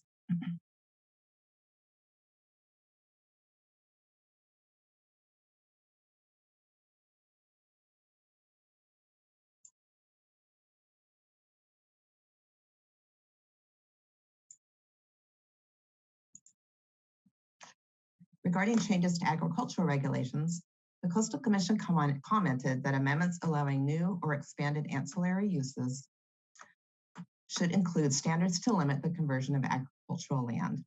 In response, for several agricultural support uses, staff has added back in size caps on the development area, which is the total area that can be covered by structures or materials that may impact the agricultural soil. The reinstated size caps have been previously considered by the Agricultural Policy Advisory Commission and the Farm Bureau, who found the proposed caps acceptable. To address Coastal Commission comments and concerns regarding cumulative impacts on agricultural land resulting from multiple ancillary uses on the same site, staff has amended the county code to limit the total development area of a site for residential and ancillary support uses to 60,000 square feet. This cap is sufficient to accommodate agricultural processing facilities, large agricultural storage areas serving multiple parcels, or sites that may have a residence as well as agricultural support uses, while limiting the conversion of agricultural land. Staff will also follow up at the September 14th hearing or future study session with updates to the county code to be consistent with general plan changes reviewed today regarding public facilities on CA land and water and sewer service to CA parcels. Staff has also made several changes to animal keeping regulations in response to Coastal Commission comments. Regarding small animals, staff has updated code requirements to limit roosters, peacocks, and other noisy fowl to 4 birds per acre. For large animals, including horses, the side and rear setback requirements for paddocks has been reduced from 25 feet, previously proposed, to 20 feet, which is the current minimum setback. In response to commission comments, planning staff has also followed up with environmental health staff who indicated that they differentiate between paddocks, which are unvegetated enclosures for horses and livestock, and larger pastures or turnout areas, which are vegetated. Environmental staff has clarified that the 20-foot setback should be applied to paddocks, but is not necessary for vegetated pastures. Staff is proposing to update the code accordingly and will bring this language to your commission on September 14th. A reference has also been added to the code to manure management plans as required by environmental health. Responding to your Planning Commission comments that noticing proposed for community events in rural areas may not be sufficient, staff has updated noticing requirements, adding that when there are fewer than 10 parcels within 500 feet of the subject property, a 500-foot distance would be extended in increments of 50 feet until owners of at least 10 properties have been notified. The Planning Commission also asked whether events with fewer than 100 people are subject to the regulations for community events. Since community events are defined in part as nonprofit events with more than 100 guests, events with fewer than 100 guests would not be subject to regulations or noticing requirements for community events. However, such events will continue to be subject to code regulations protecting properties from offensive noise, and regulations which declare it unlawful to host a loud or unruly gathering. Regarding commercial weddings, commissioners asked whether the code includes standards that specify the maximum number of guests or number of events allowed per year. The new regulations do establish appropriate zone districts, minimum parcel size, permit reviews, and noticing requirements. However, appropriate limits on event size and frequency may vary depending on the location and proximity to other residences, parcel size, road access, parking availability, potential noise impacts, and other factors. In the proposed regulations, limits on event size and frequency would be established during the discretionary review process with input from the required neighborhood meeting and noise studies where appropriate. Now, Anna East will review code changes related to access and mobility. So there's two sections to this slide. One is clarification on questions that were asked previously, and then the other part is changes. So planning commissioners had asked for clarification at the study session on June 22nd about whether TDM requirements in the proposed code would apply to existing development. As was mentioned in the last session, TDM strategy or TDM requirements are not required for existing development. Staff has confirmed that this is in the first section of that code. Commissioners also requested additional information to understand how parking standards have changed and clarify whether those new standards would reduce or increase parking requirements for specific uses. Staff has prepared Exhibit J, which explains the existing and proposed parking ratios for various land uses and whether these changes result in fewer or more parking spaces required. Commissioners also requested information regarding why the parking standards are different for multifamily than single-family residential development. The parking standards for multifamily are based on square feet rather than bedrooms to encourage smaller units that are more affordable by design. There's also a discussion related to this about market demand for parking. Staff would like to know that there is guest parking provided for multifamily where there is not for single family. There was also a question about whether bicycle parking standards have been updated and whether there are exceptions that allowed for vehicle parking reductions or vehicle parking maximums as a TDM strategy. The existing code prior to any proposed changes contains a provision for a maximum increase of 10% above the required parking, and staff has not proposed to change this maximum. The proposed code does include an increase to bicycle parking ratios from the current existing ratios, as well as includes requirements for secure bike parking, which is parking that is covered in locking. The proposed code also includes a requirement for providing shower facilities for specific land uses. It includes an allowance to convert up to 10% of vehicle parking to bicycle parking. And staff has not proposed any changes to that proposed code for the bicycle parking provisions. Only supportive comments have been received thus far on those particular bicycle parking provisions. There are also parking reduction allowances that are carried over from the existing code that are not proposed to be changed at this time. For example, an allowance for shared parking is provided for in the existing code, and there are several reductions based on state laws, such as for ADUs. Staff is not proposing to create a separate set of parking ratios for coastal areas, as was suggested, as the goal of the modernization project was to simplify the code. However, there are a few changes to the parking that address comments made previously. Based on the comments from public, the large employer threshold for implementing TDM was reduced from 200 to 100 employees, and the language to explain TDM requirements in the code was simplified wherever possible. A parking exception was provided or is proposed as a change to allow parking reduction for residential projects of 10 or more units that are within the USL and within a 1/2 mile of public transit, if those projects provide annual metro passes, extra bike parking, and charge separately for parking from the housing costs. And this change was made based on District 1 and District 5 supervisor's direction. Also, the minimum amount of van parking required for commercial and tourist-based land uses was increased to 2 spaces. And this was made to accommodate people with disabilities and a comment that the van ratios have been too low in the past, causing people to park far away. The guest parking requirement in the Loda, Salzda, and Dasda, which includes Pleasure Point, was increased to 30% from 20%. And the reduction for projects within a 1/2 mile of high quality transit was removed for these areas. Additionally, there was a new requirement for shared parking analysis for these areas, which requires an analysis of visitor parking demand for those uses. Now, Daisy is going to discuss code changes related to building standards. Great, thank you, Anais. So staff proposes several key updates to building standards from the February 2022 public draft.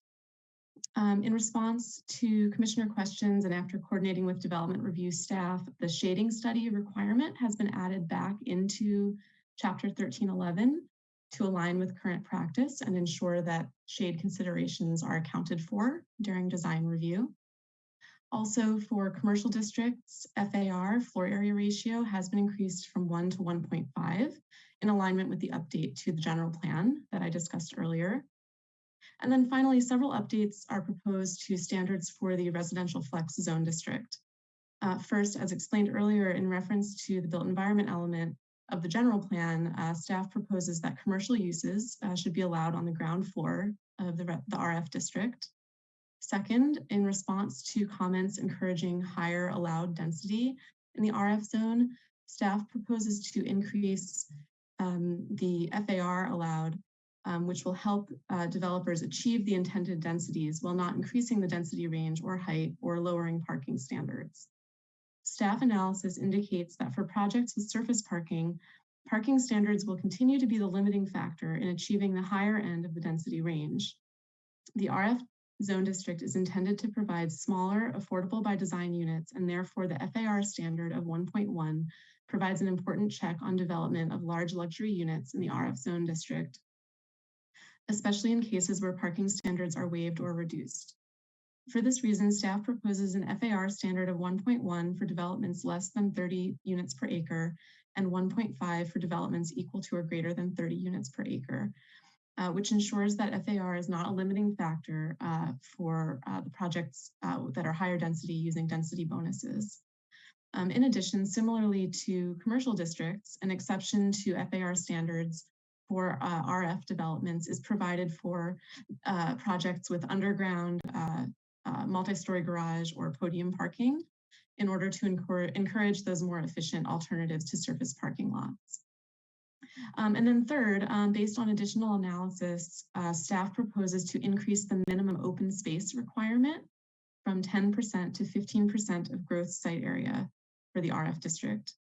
This reflects commission comments that open space is a key element to ensure quality, high density developments, and particularly important for the new RF zone, which proposes to increase the county's maximum urban residential density. And staff looked at several examples of projects that have already been built to RF density, and those projects did incorporate open space at about 15%. Okay, and then next I wanted to take a moment to talk about Planning Commission project review. So as Annie noted, the amendments to the county code include an introduction of a new use permit and site development permit framework. So as part of that new permit framework, staff reviewed permit requirements for various project types and right-sized approval levels where appropriate. So no substantive changes are proposed to these procedures from the February 2022 public draft, but the commissioners did request a summary of typical project types that would be subject to Planning Commission review under the new permit framework. So we wanted to provide that information. So overall, proposed changes allow some project types to be approved administratively where a public hearing was previously required. And many project types are proposed to change from Planning Commission to Zoning Administrator review in order to give more time to the Planning Commission to devote to larger, more complex projects. These changes also allow the Planning Commission to continue with its core purposes as laid out in the county code to develop and maintain the general plan, develop specific plans as necessary, review the annual planning department work program and budget, and review the capital improvement program. The commission is intended to be primarily a policy-focused group, and the proposed changes to permit reviews would allow the commission to regain that focus on legislative actions, such as code and general plan amendments, as well as weigh in on more controversial projects that come to the Planning Commission on appeal, rather than reviewing less significant individual project applications. In terms of specific project application types that the Planning Commission would continue to review, those would include certain agricultural, infrastructure, commercial, and cannabis uses, permanent room housing projects, subdivisions with more than 5 sites, certain medical projects, and certain mixed-use commercial and residential projects, as well as senior housing projects. Note that in the staff report, there is an error in that the agricultural uses and the mixed-use projects were not included in the list provided in the staff report of the project types that the Planning Commission would review. And then regarding senior housing and mixed-use commercial and residential projects, staff did identify an inconsistency between the draft commercial use chart and the site development permit chart. And we do propose an update that would allow for Planning Commission review for projects with more than 10 units rather than for projects with more than 5 units as indicated in the use chart. Since per the site development chart, residential projects generally do not require a conditional site development permit unless they include more than 10 units. If the commission is amenable to that change, staff could bring that code amendment to the Planning Commission on the 14th, or the commission could make that amendment as part of the recommendation process. Okay, and then wanted to talk about the design guidelines as well. So the project includes adoption of new Santa Cruz County design guidelines that provide best practices for building design, site development, and connecting private development to the streetscape. The design guidelines are intended to guide the design of all projects, but especially multifamily residential and commercial development in the urban area. There are also guidelines specifically for the Pleasure Point Commercial Corridor, included as an appendix to the document. The proposed guidelines provide overarching guidelines, as well as specific design guidelines for multifamily residential, mixed-use, commercial, and workplace flex project types. The design guidelines would be adopted as a separate document, but are incorporated by reference in Chapter 1311 of the proposed code amendments. So since February 2022, the guidelines have been updated to address Planning Commission comments, add clarity and correct errors. And similarly to the code and the general plan, all substantive changes are shown with yellow highlight and attached as Exhibit H. One key change that we wanted to note was an update throughout the guidelines to clarify which aspects of the guidelines are intended to be enforced as regulations and which are optional guidelines only. At the study session, staff clarified that the guidelines are generally not quantitative and are intended to model best practices. Projects that undergo design review are required to substantially conform. Recording stopped. Guidelines. In the updated draft guidelines, staff has further clarified. Hey Daisy, can I interrupt for a quick second? I'm so sorry. I just heard that the recording stopped and I want to make sure that we're doing okay. Yeah, thank you, Chair. I heard that as well. So let's just check in. Well, Backup Zoom. I'm going to try to resume it, but we're still recording on the main one. Oh, you are? Okay. So we can continue? seems like it. Quick question though, we are running up to 11:30, and so natural breaking point anyway. Just wondering how much of the presentation we might have left, and if we want to try and get through that before we take a break. So we are currently on slide 17 of 20 of 20. Okay, sounds like we're almost there. Would it be all right with everyone if we just finish the presentation before we take a lunch break, or was that 11:30 pretty hard stop streak? I think I'm hoping that's fine. That should be fine. Okay. Apologies, sorry, that's 17 of 23 slides. Maybe Well, if we it's should go ahead and take the break and then come back, but I think we're looking at an extra session anyway you cut it. Yeah. Agreed. Okay, if we have, yeah, that many more, let's do that then. I apologize, Miss Allen. Did you want to finish a thought before we take a break? And since I just interrupted you right in the middle of a sentence. Yeah, why don't I finish the discussion about the design guidelines since I was almost finished with that, and then we can pick up with the map amendments when we come Great. back from the break. Thank you. Okay. Let's see. So, okay. So I was noting that in the updated draft guidelines, staff has further clarified the relationship between the guidelines and the county regulations by making note of relevant quantitative county code standards and county design criteria that enforce the concepts that are presented in the guidelines. These notes appear throughout the guidelines in orange text with the explanation provided in the introduction as well as the beginning of each chapter.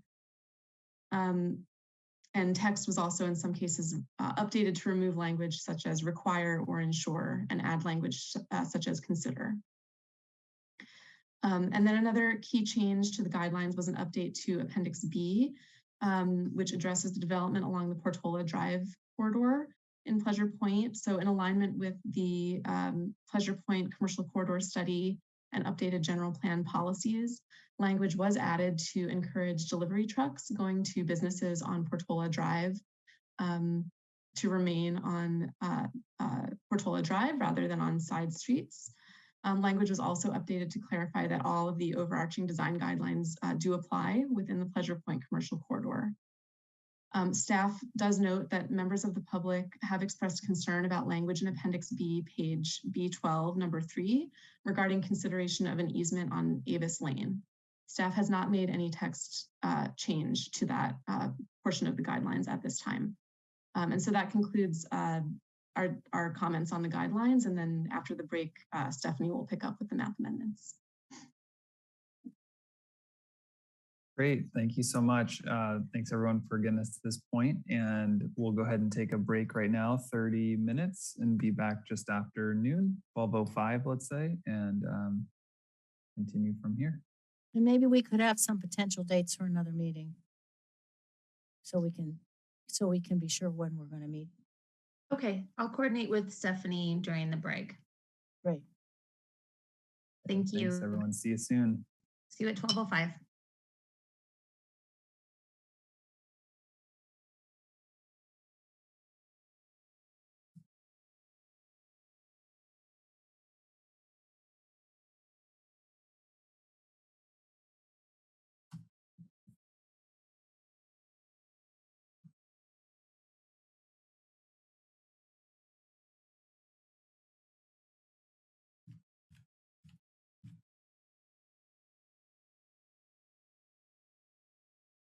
This window. I want to make sure that the recording has stopped. Yeah, I'm going to mute you, Renee.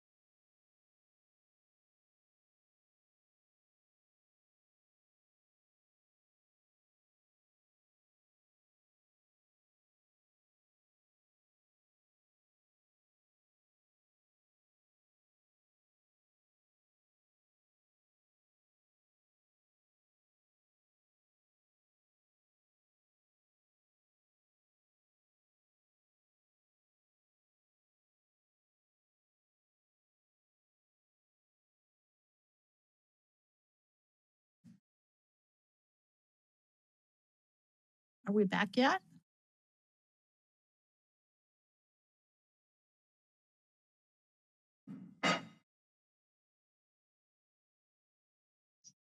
I'm back. Okay, well, that's two of us anyway. Okay, thanks. I always want to make sure everything's working. Thanks. No, thanks.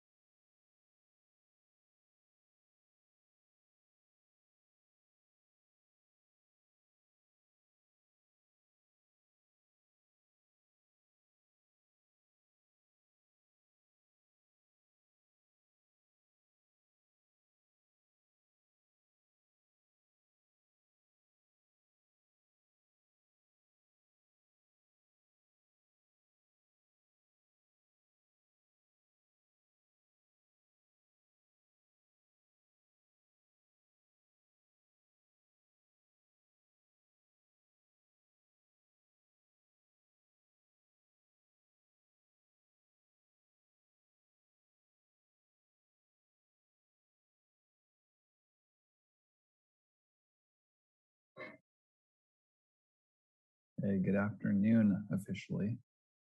It's 12:05 and Recording kinda- in progress. Perfect. Recording in progress. And I think I'll just wait to see more people and make sure everyone's here and then do a roll call, please. And then go from there.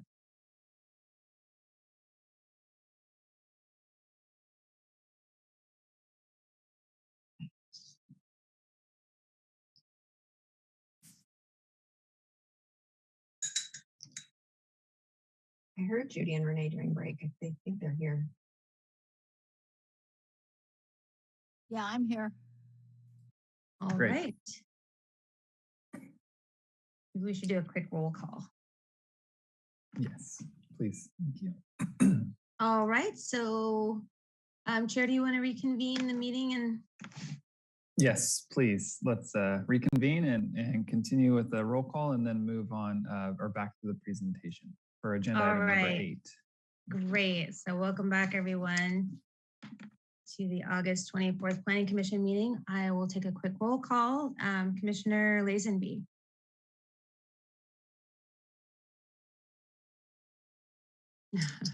Sorry, I'm here. All right.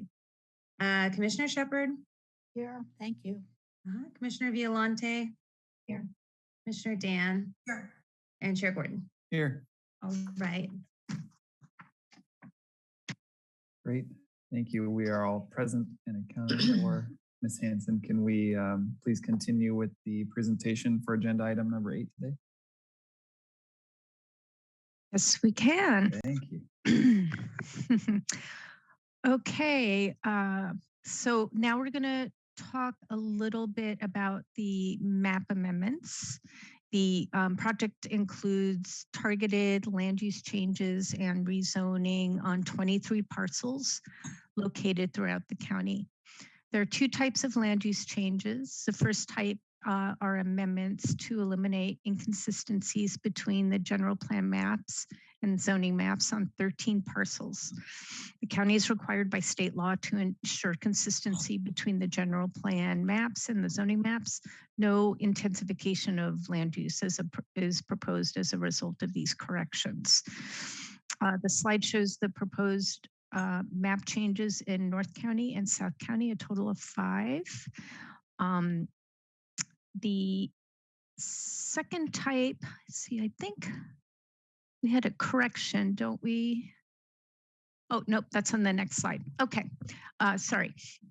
The second type of amendments includes targeted rezones of 10 key opportunity sites along transportation corridors to implement the new residential flex zoning district. As discussed earlier, the project also includes, sorry, a little glitch in my notes here. We're going to move on to the next slide, Natisha. Great, thank you. In Mid-County, there are also 8 properties that will change to correct zoning and land use inconsistencies. These are shown on the map on the left. Staff is aware that one of the property owners up on Glen Haven Road has submitted a comment saying they would like their 2 parcels to be removed from the project. Staff has reached out to this property owner. Actually, we've had a few conversations with them, and they've confirmed that they would like to be removed. So when we return, you'll see that those 2 parcels come off the list. Can I just ask a really quick question? You didn't understand, why is what's proposed for the general plan different than the proposed zoning? I don't understand that. There are 2 sets of maps. There are land use designation maps in the general plan. They tell you what kind of land use designation you're going to have on a property. Then there's a zoning map, and the zoning map has zone districts. And you might have, in some communities, you have more than one zoning district that's allowed in a general plan land use designation, although ours tend to be more 1-for-1. And so both sets of maps need to be updated. And land use designations are termed a little bit differently than zoning districts. Okay. The second type of land use amendment is intended to implement the project goal of increased housing options and help to address the housing crisis.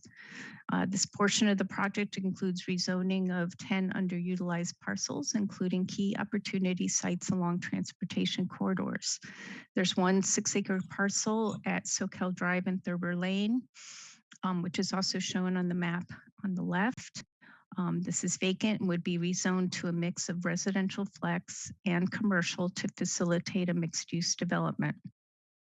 The map on the right shows 9 additional parcels located along Portola Drive. These would be rezoned to residential flex to facilitate a transition in this neighborhood to a mix of multifamily residential interspersed with neighborhood commercial, consistent with the vision for the corridor in the Pleasure Point Vision and Guiding Principles Planning Study. The commission has also received some community feedback regarding the surf shop at 3051 Portola Drive. This is shown as parcel number 1 on the map on the right. And we'd just like to clarify, just like the other properties that are proposed for residential flex zoning, there's no development proposed at this time.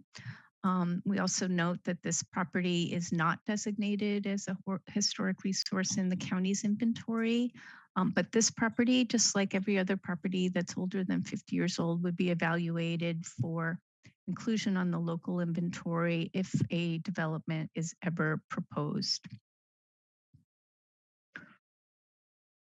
Okay.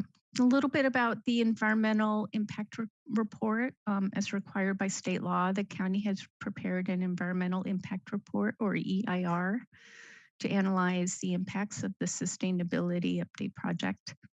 The EIR analyzes all topics as required by the California Environmental Quality Act, or CEQA. The draft EIR was released on April 14th, and a public comment period was open until May 31st. A community meeting on the draft EIR was also held on May 9th. The final EIR was released on August 12th. The final EIR largely consists of responses to comments and corrections to the EIR text. The EIR for this project is a program EIR, which means that it's higher level, countywide. It's not project specific in its analysis of the environmental impacts.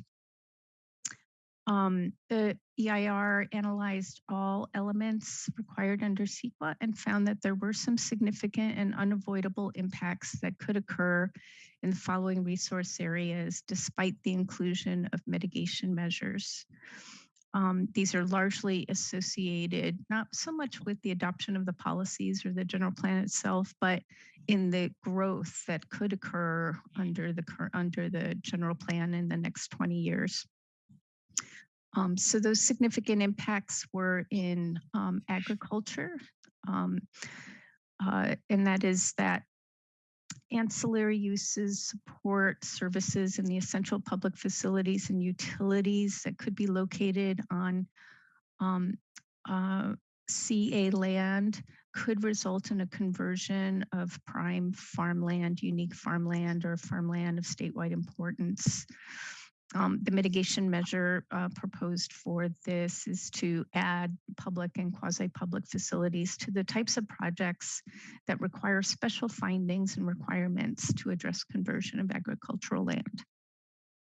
In biological resources, the project includes the redesignation and rezoning of that 6-acre site on Thurber Lane.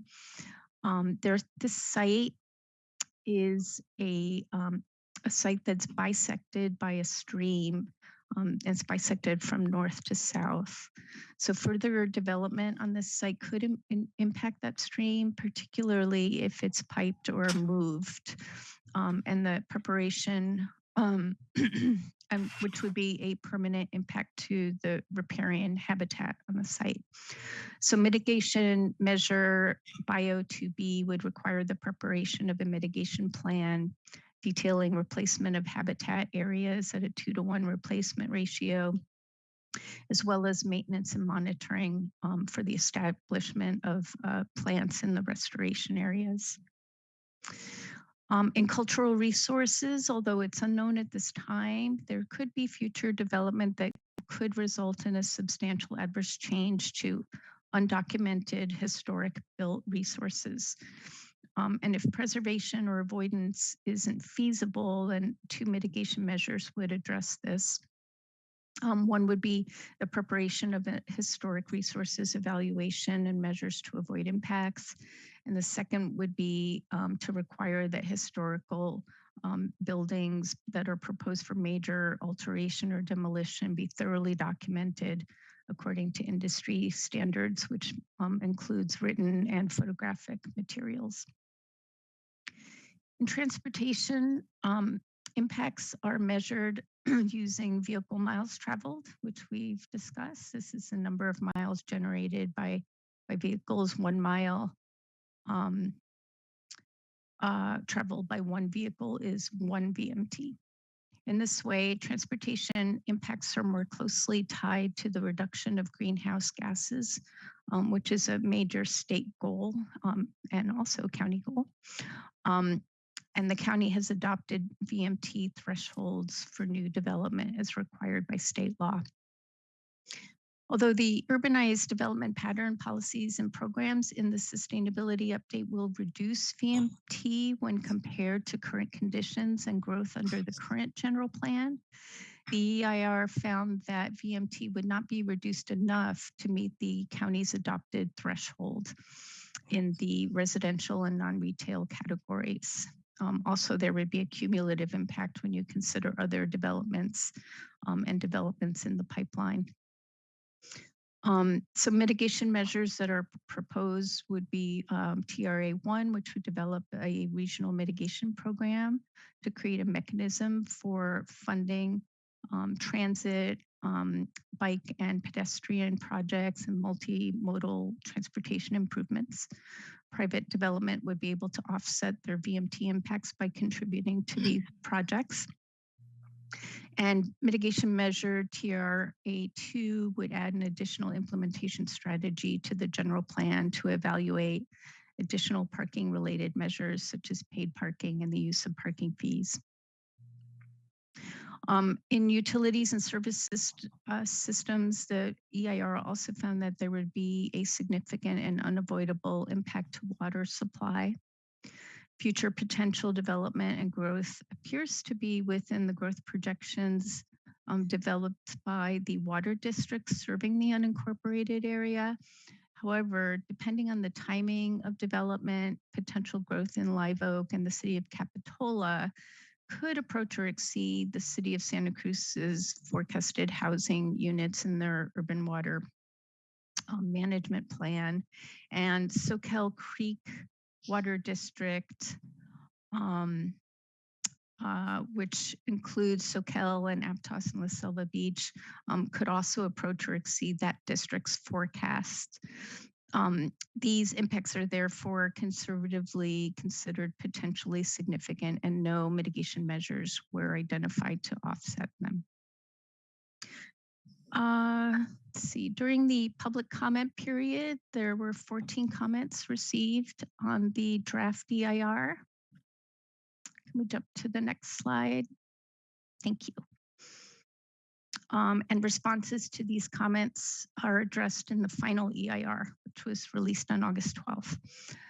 The county received comments from local, regional, and state agencies, community organizations, as well as members of the public. These comments and staff responses are summarized in the staff report starting on page 33 of your packet. The comments span a range of topics as indicated in this slide. Responses to the comments include corrections to the EIR text as needed and as shown in Chapter 3 of the final EIR. Some comments were acknowledged but did not really address environmental impacts directly. And some of these comments were much more policy oriented. So they're being addressed in some of the changes that we've been discussing today and will continue to discuss. These comments are regarding agricultural impacts associated with utilities and public facilities, coastal priority uses, the memorandum of understanding for development west of Watsonville, riparian mitigation banks, which has been added to the general plan, special status species with which we've corrected with the new appendix to the general plan, as well as EIR changes, and some parking reduction strategies that also resulted in new policy changes. So again, we just wanted to take a moment to go over the timeline for the project. The draft amendments were made available to the public at the end of February, and the August 2022 hearing drafts were released last week. Project documents will remain available for review and comment throughout the public process until the documents are adopted by the Board of Supervisors and certified by the Coastal Commission. Today's meeting marks the first Planning Commission public hearing and will return to your board either on September 14th or the date you set when we have discussion. And at that time, we'll be requesting a formal recommendation to the Board of Supervisors, as is shown in your packet. Then the Board of Supervisor public hearings are scheduled to be held in late October through probably November and maybe into December if necessary. After that, adoption by the board, most amendments will need to go to the Coastal Commission for certification. So with that, our recommended actions today are to conduct a public hearing to review the proposed amendments. Continue the public hearing either to September 14th or a date that you set. So it's a little bit of a change from what we had in the staff report. And as necessary to address any final changes to the documents. And then under number 3, we have the attached resolution, which we're recommending that the Planning Commission adopt in order to recommend the amendments to the board. This would recommend certification of the EIR based on findings of fact and statements of overriding considerations, which are attached to the resolution. And then adoption of the proposed amendments, the adoption of the new County of Santa Cruz design guidelines, and map amendments, and then directing staff to submit the amendments that are coastal implementing and the general plan, which is our local coastal program, over to the California Coastal Commission for certification. So the final language that we would ask for is included in number 3. And with that, I think we'll end our presentation and turn it back to you, Chair. Thank you very much. Awesome. Thank you everyone for the presentation. Very thorough, and you explained a lot, made it really easy to understand, and I really appreciate that. Before we go on to commissioner discussion or questions, we talked about open-ended public comment. And so I think we could go ahead and move to that part of the hearing right now. Excuse me. So Ms. Drake, if we could please open public comment for this item. Thank you. Sure.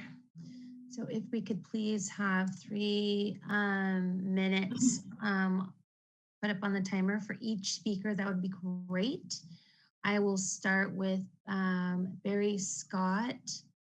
Good afternoon. Please state your name for the record. You have 3 minutes. Well, thank you. My name is Barry Scott, and I live in Aptos. And I'm grateful for this opportunity to speak to the plans. The plans should be aspirational and fact-based, and sometimes the facts change. And it's good to be a bit idealistic, and it's essential that as conditions change, planning documents change to meet those changing facts. So with regard to all of the housing and mobility chapters, and especially to any amendments to the general plan, the current draft of the sustainability update recognizes that there is currently no high quality transit in the county. But recently, in June, the county residents overwhelmingly rejected a proposition that would have converted the branch rail line and rail corridor to a trail only, preferring to keep rail transit planning in our general plan. Earlier this month, the RTC voted unanimously to proceed with an EIR and preliminary engineering for electric rail transit, as well as continued progress on the Coastal Rail Trail. Unfortunately, most, if not all, of the community outreach for the draft in front of you today and comments you have occurred before the significant vote and these recent developments. The branch rail line is connected to the state rail network and is included in Caltrans state rail plans. Monterey County is building a Salinas to Gilroy passenger rail extension project that will include a station in Pajaro where our rail line connects to the main line. The rail line provides one of the last best opportunities in the county to develop higher density housing and get cars off Highway 1, thus helping the county meet its access and mobility goals and sustainability goals by planning for that development in areas along the branch rail line to be serviced by electric passenger rail, as well as the wonderful coastal rail trail alongside the tracks. Chapter 3 on mobility and access does not mention high capacity transit, but there's an opportunity to include it now. Land use planning supporting transit-oriented development needs to occur as our rail system is planned, and that could mean starting the visioning process now of how development will look when rail is implemented. Accordingly, sustainable planning documents for housing and mobility should include goals for transit-oriented development along the rail line and include zoning changes in order to support our future rail and trail system. These policy issues will need to be addressed, and waiting too long would create more burden on future policymakers who will likely be faced with an even more urgent housing and climate issues. Thank you. That concludes my comments. Thank you, Barry. All right. Next, we will hear from last four digits 2915. I think this is Becky, but we will find out. Please state your name for the record. Hello, this is Becky Steinbruner. Can you hear me? Yes. Thank you. I first want to point out I did send an email to several of you during the break that you have visibility of slides. Coming in on a telephone, I do not. And so I ask that you include those slides as an attachment in any future Planning Commission materials on the agenda so that those of us coming in on telephone can follow along and get the same level of information. I want to just come right along on the draft of Mr. Scott regarding the residential ultra high flex, the RUHF zoning, the new dense development. None of those parcels are near the rail corridor. And as Mr. Scott pointed out, we need to really change our thoughts where our dense development goes to dovetail with infrastructure. And putting ultra high dense development along the rail corridor will support that and will in fact encourage the use of passenger rail in the future. So I really question why all of this is being put on Portola Drive, which they're actually recommending to reduce the number of lanes of that currently 4-lane corridor. Put the dense development right along the rail corridor. That really needs to happen. I also, because I don't have the slides, I'm having difficulty following along. I've tried to link into the documents and follow as best I can, but what I'm concerned about is that some of the agricultural conditional uses are changing. On page 5-25 and 26, ARC 1.1.7, it includes other community or public facility uses allowed. And it bothers me to hear that there could be ministerial approval of some of these. That has brought a great amount of controversy to the county in the past. And I really want to see more public input rather than more ministerial approvals, eliminating public input. Regarding ARC 1.1.13 on page 5-27, it talks about that the new law policies will prohibit expansion of water and sewer in county controlled areas. your group, your commission needs to know that the state and Santa Cruz County LAFCO are moving to consolidate many of these utilities. Becky, And I the hate to Flood interrupt Protection again. District- I apologize. I really appreciate your feedback. You know, We're this running really low on isn't time. fair. This isn't fair. This is so much information and we only get 3 minutes. But I understand, I'll send written comment. My final thing is that none of these documents are available in hard copy at the public libraries other than the guideline document. So please get them to the public libraries so people can review them. And thank you for this time. Thank you, Becky. Okay. The next person with their hand raised is identified as Janine. Good afternoon, Janine. Will you please state your name for the record?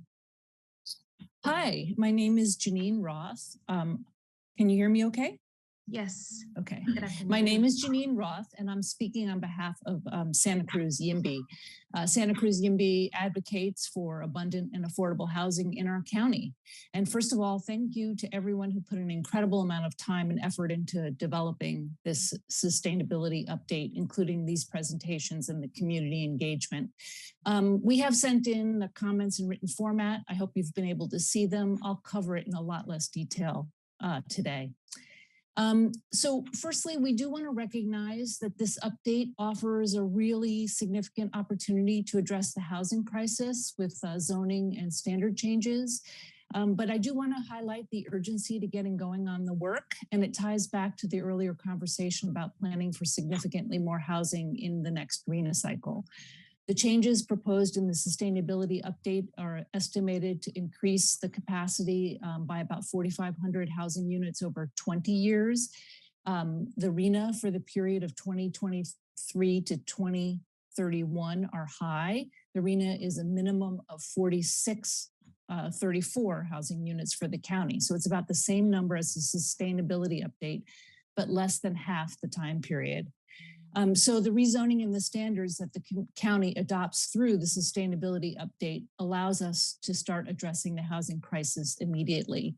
The additional rezoning in the housing element is likely to take another 3 years, which is nearly mid-cycle for the RHNA cycle. So you know that if we don't adequately rezone to accommodate housing needs through the sustainability update, it'll probably be next to impossible for the county to be on track to meet the RHNA goals, and will be subject to the streamlined approval of SB 35 in 2027. So there's no way that you could permit the thousands of new homes by 2027 if you don't finish zoning for them. So there's some specific feedback on the update for residential. The increases in height and floor area ratio and allowable dwelling units per acre are still inefficient to meet the housing needs, especially along the corridors. The metrics of the floor area ratio and units per acre are becoming less useful in land use planning circles because the metrics based on form-based zoning are more efficient. We appreciate the principle of missing middle housing, but the update limits the FAR of small housing units to the minimum required by the state, SB 438. So we recommend increasing the FAR there. The new workplace flex district should include residential development, including in so-called live-work occupancies.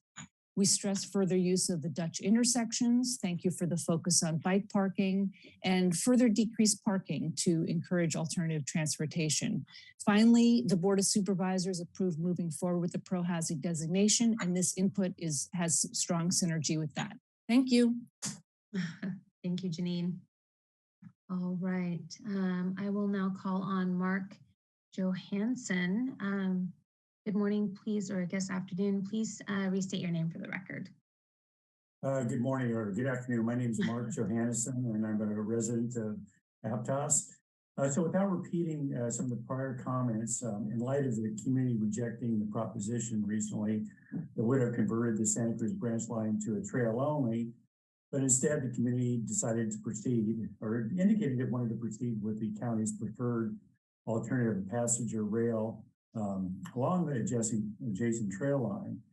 So the Santa Cruz branch line is one of the last and best corridors to improve our housing situation and get cars off of Highway 9. But planning for the densities on that corridor needs to start now. And that could start with the land use planning, supporting transit-oriented development in the planning documents that you're reviewing today. It includes comments in the visioning process, the mobility and access process, and start adding goals for development.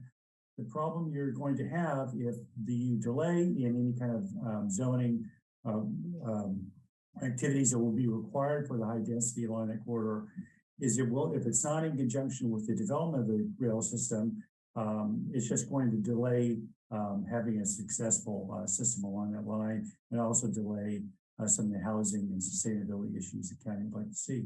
Thank you. Thank you, Mark. Okay, going back to the list, I'm just going to remind everybody that to provide comment today, you would press *9 on your telephone or use the hand icon on the Zoom app. Okay, I see a hand raised by Jean Brocklebank. Good afternoon, Jean. Please restate your name for the record.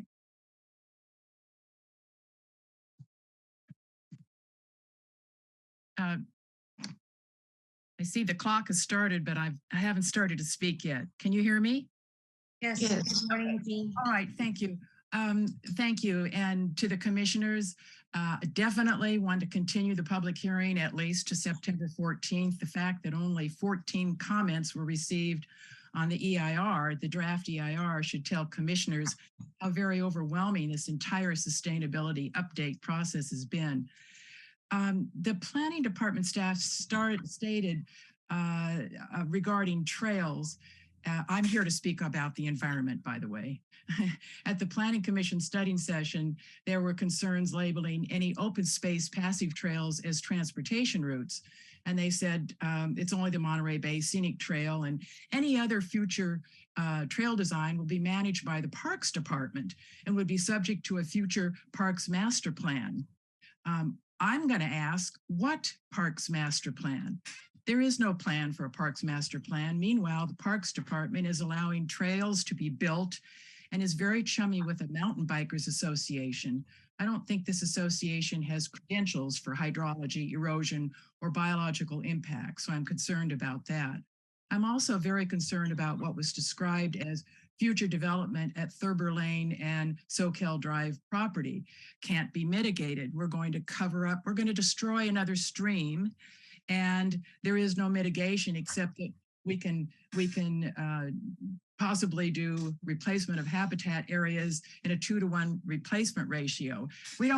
We're destroying habitat areas. We can't make new habitat areas. Last, regarding sustainability and resource protection, and here's where I'm really serious. I wonder why the planning department did not review chapter 16.92, the environmental principles and policies to guide county government. Why didn't they look at that and renew 16.92? Not only renew it, but make it part of this. The purposes, of course, of 1692 are to state the determination of the people of Santa Cruz County relative to environmental policies and principles, to direct county government to utilize its powers and resources to endeavor to provide for more efficient use of renewable energy, to protect biological diversity and human health through protection and restoration of the environment. And so I really hope that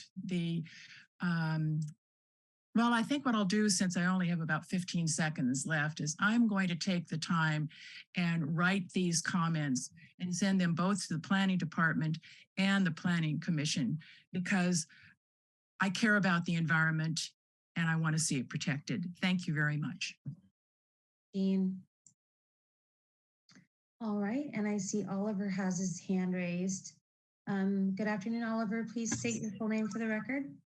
Hi, this is Ishtar Carter speaking on behalf of my husband, Oliver Carter, and myself.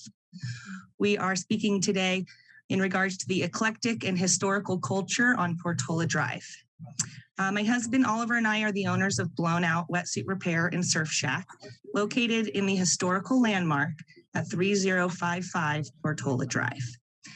The 98-year-old building has rich local history. It is the site where Freeline Surf Shop began in 1969. Before that, Hout Surfboards was located here. It is my knowledge that the historic building we currently run our small business out of is being considered for rezoning. I would also like to note that there are 3 residential units on this parcel with families. None of us were notified that our parcel was up for rezoning. We find this very discouraging.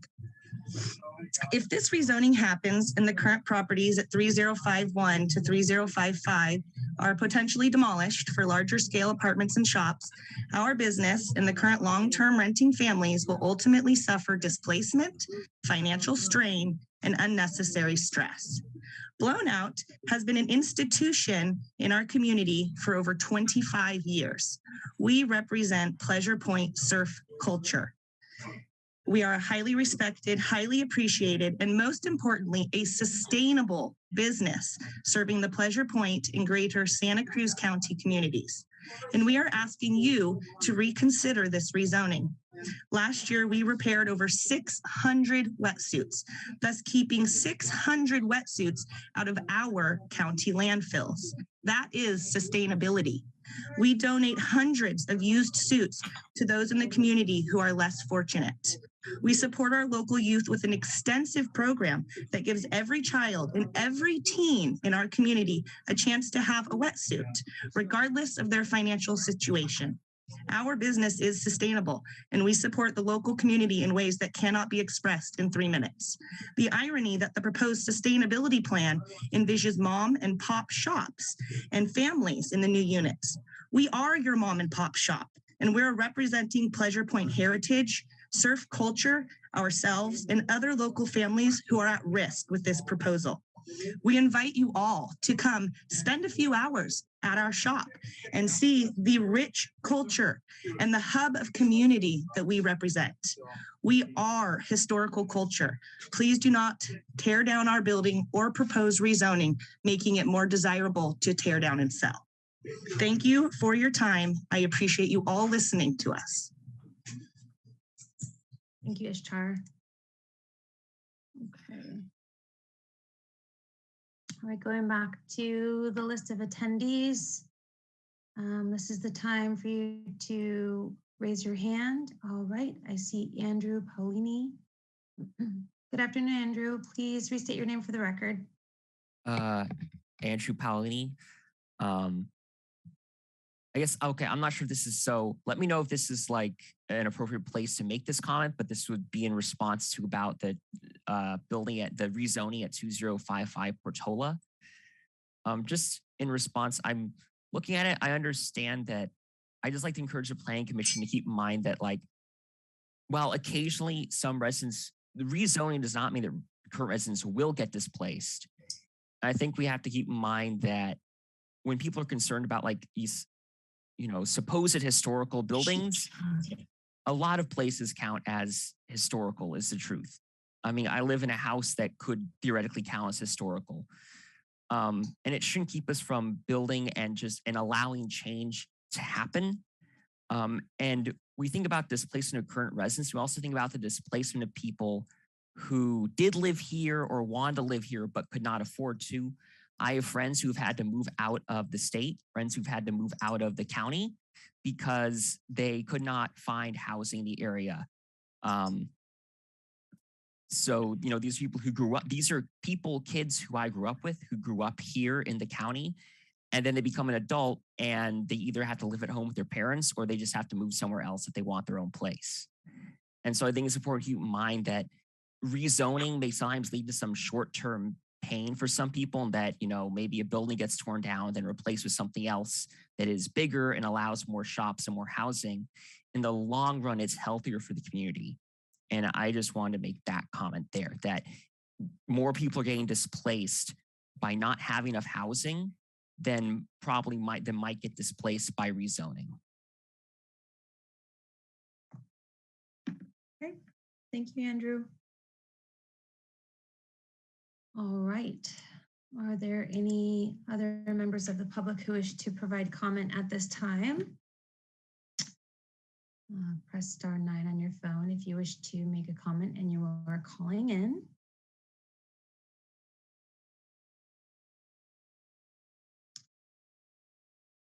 Okay. I'm not seeing any additional hands, Chair. If I see one pop up, might just pause and check in just to make sure. Great, that sounds good. Thank you so much. And thank you for everyone who called in and has hung around to give us your feedback. We really appreciate it and are thankful you're able to make it here today. For now, then we'll go ahead and close the public comment and bring it back to the commission for discussion. Just to do a quick time check so everyone's on the same page, we've got about 13 minutes till Commissioner Violante needs to take off. And then about 20 minutes after that, we got to really figure out what our next date and all that is. So maybe we want to start with the next date of the hearing while everyone's here. And then just to make sure we have consensus on that, actually, and then move on to comments.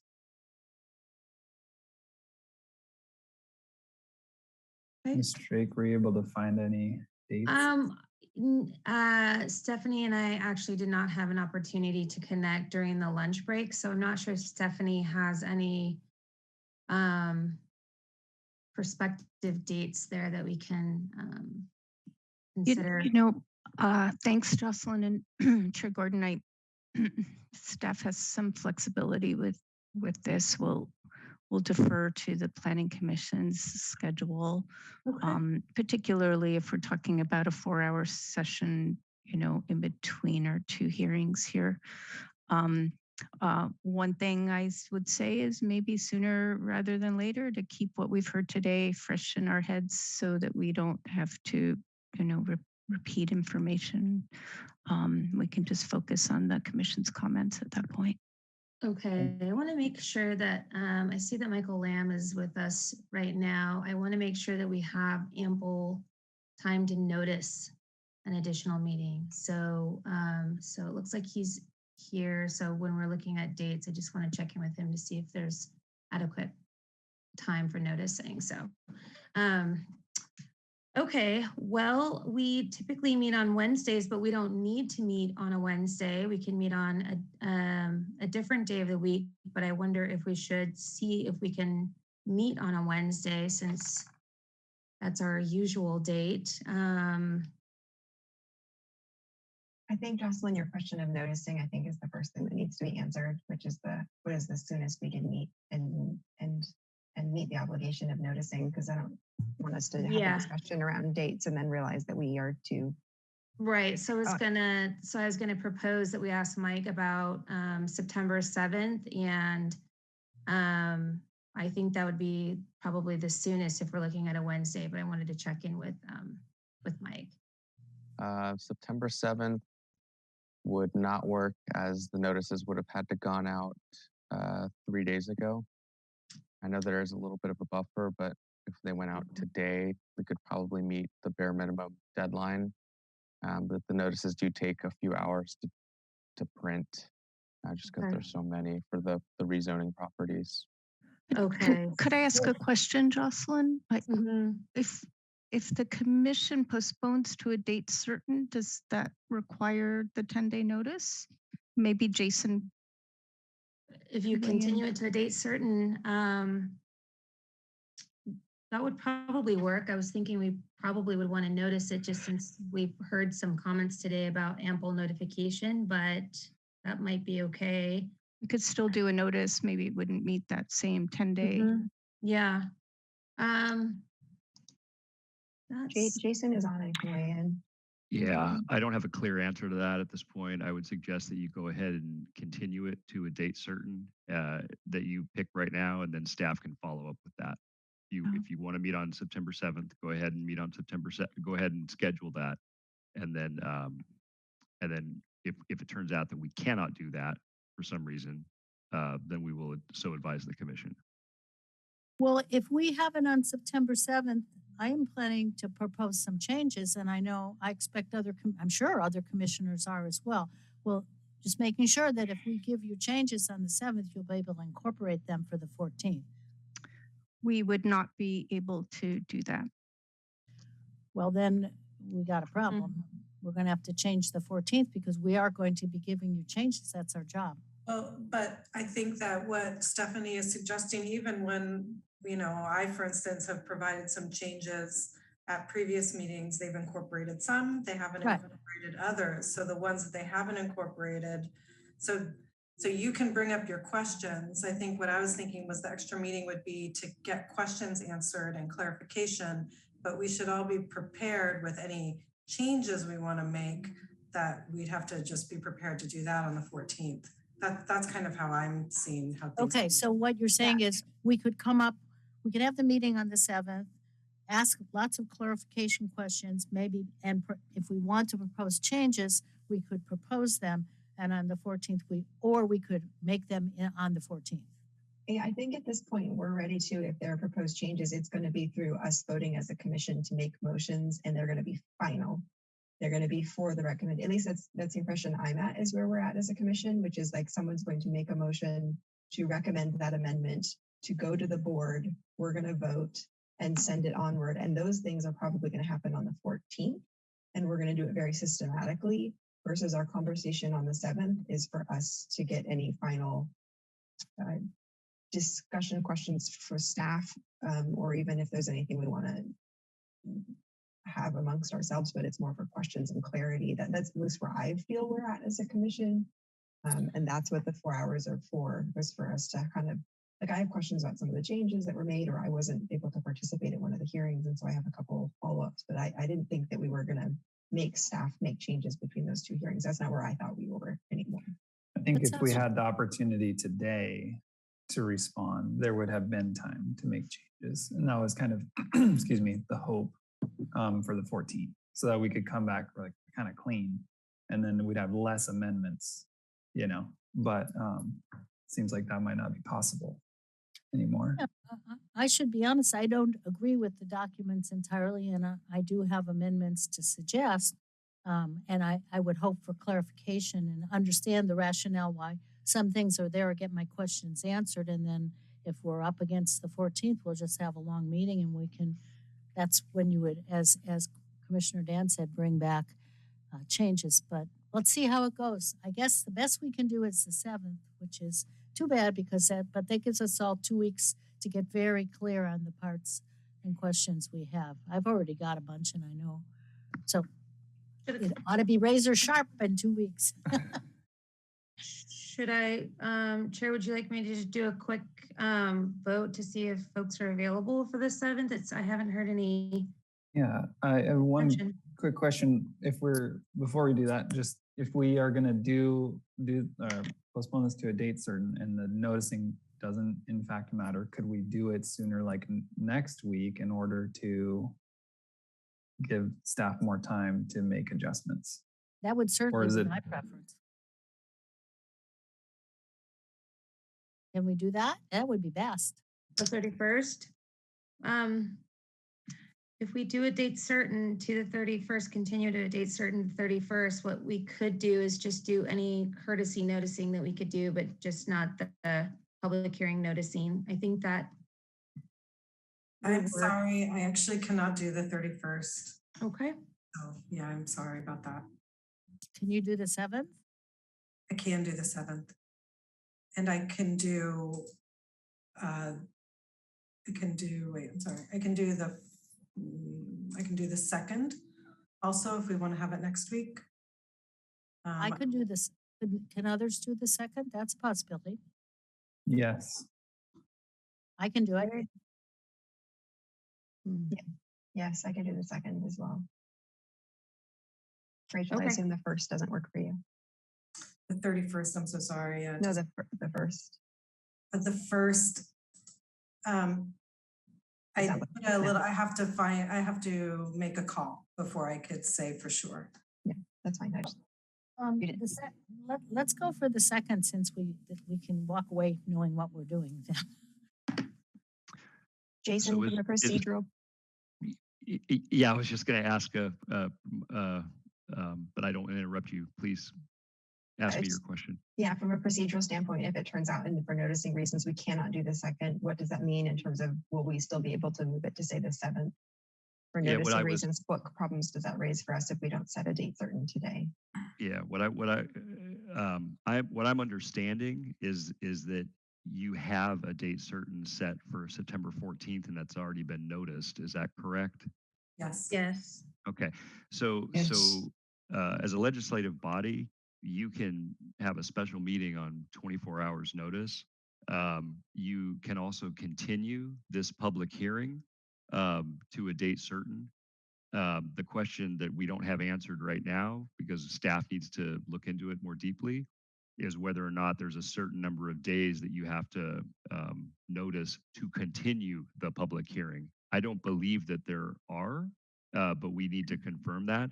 So my suggestion and recommendation would be that you go ahead and select the date that you want to have it. Somebody adopts, or somebody proposes a motion to continue this public hearing to that date certain. And then if we look further into it and find out that we can't do that because of the noticing issues, then staff will consult with the chair about canceling that meeting that you just scheduled on, that you're planning to schedule on September 1st or 2nd. How will we be able to, I guess is my question to that, to then schedule an alternative date between the two? So will we be essentially kind of forfeiting our ability to have one, say, the week of the 5th, if it turns out that the 2nd doesn't work? No, that's what you're doing right now. I mean, you're trying to set an interim meeting. And so if it turns out that you can't set an interim meeting, then you wouldn't be able to do it between the 2nd and the 14th anyway. Because the notice, because if notice is a problem, then notice is a problem. And I'm sorry, we just don't have the answer to that question. But aren't we closed? Didn't we close the public hearing anyway? What was that question? Well, We closed the public hearing. Oh, the public comment portion of the hearing. I don't think we closed the public hearing. Right. So where are we? I'm very confused. I think the 2nd would be fine, or the 7th. The 2nd would be better for staff.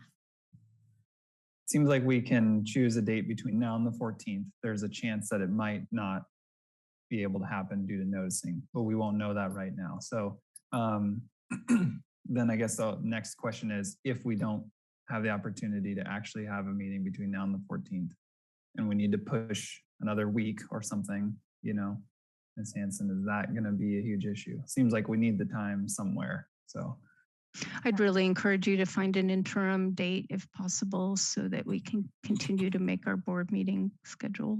Yeah, okay. I think that's our goal.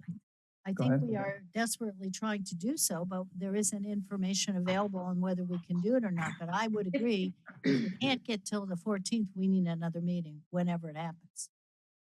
If we're treating it as a continuation, we don't need to renotice. We've never renoticed a continuation to a date certain. I was saying we could do a courtesy notice that wouldn't be the public noticing, but we have a noticing list that we could send the information out to. But Jason, we haven't ever noticed a continuation. I'm not sitting in front of the code right now, but there's a code section that speaks to it. So I think we're fine there. We will double check, but I think we will be fine. It's sounding to me like the 7th is a date that everybody is available at this time. The 2nd is a maybe for Commissioner Dan. I mean, I would prefer the 7th, to be honest, but I can do either. And I will make the 1st or the 31st. I can readjust things to make those work as well. So I'll just be flexible.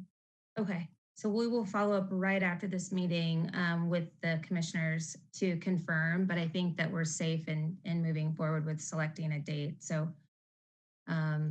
well, the advantage of choosing an earlier date is simply that if we want to make some suggested changes, they could be incorporated. So Rachel, so you're saying of the 3 early dates?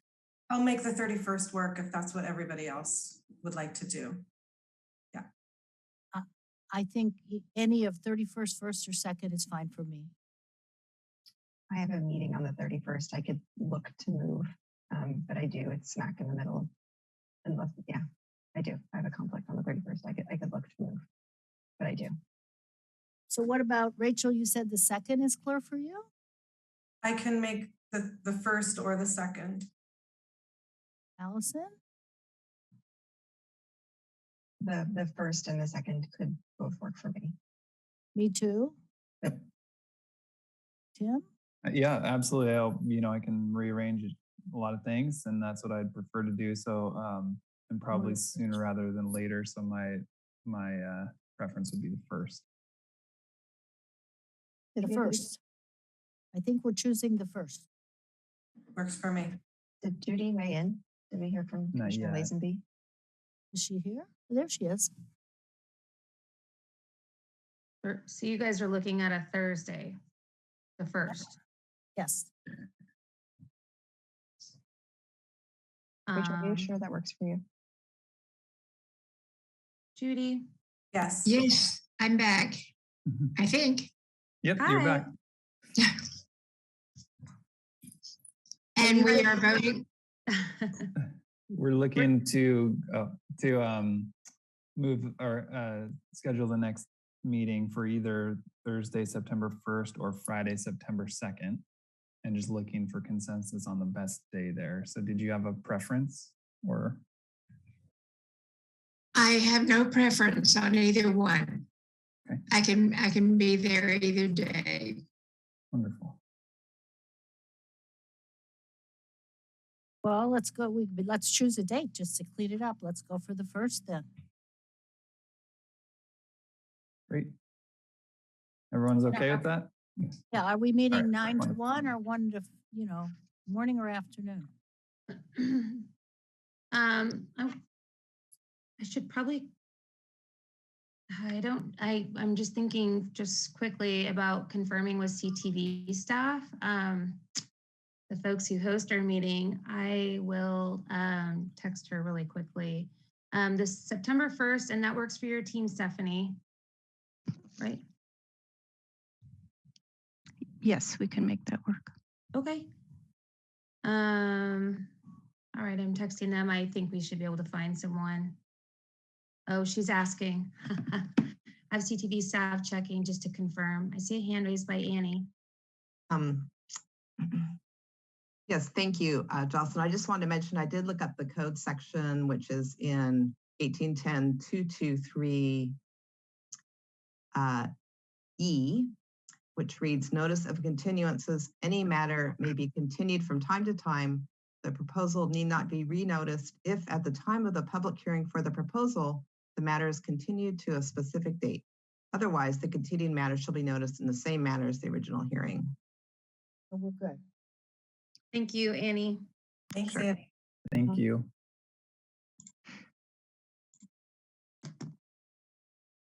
Okay. Let me just add though, there's additional considerations in addition to what's in our county code that arise out of the Brown Act. The consideration is whether the meeting is being continued or adjourned for less than 5 calendar days.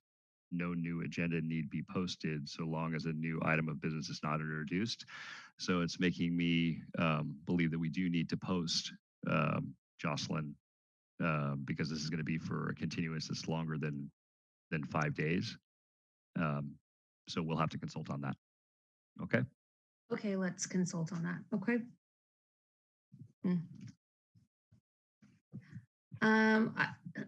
As I'm waiting to hear back from CTV staff, I would propose the same meeting time if that works for everyone. Just we're used to the 9:30 time. Okay. For me. And if I could make just one more suggestion, if it's possible, I wonder, since we're kind of reserving these for commissioner comments, if we could just start with commissioner questions. And if there's any public comment, then we can hear that at the end. And any staff presentation be kept, like, maybe even just if there's anything staff wants the commission to know, maybe that can just be sent to us via email. I think that's a good plan. Mm-hmm. That's right. I don't think staff would have a presentation to add, and we could move right on to commissioner comments or public comments as you wish. Okay, do I need to make a motion or do we need for the chair or what? When we motion get is there, necessary. we have to make a motion to continue the hearing to that date certain. I will make a Yes. motion to continue this hearing to a date certain of September 1st at 9:30. I'll second it. Thank you. We have a motion and a second to move the hearing or continue to 9:30 on September 1st. Any discussion before we move to a vote on this item? I think we've discussed it a lot. Great. Well, let's do that. Ms. Drake, can we please have a roll call vote? Commissioner Lazenby, Yes. Commissioner Dan, Yes. Commissioner Shepard, Yes. Commissioner Violante, Yes. and Chair Gordon. Yes. Okay. Wonderful. That passes. And so then with that, we will move on, close agenda item number 8 for today and continue it on next Thursday.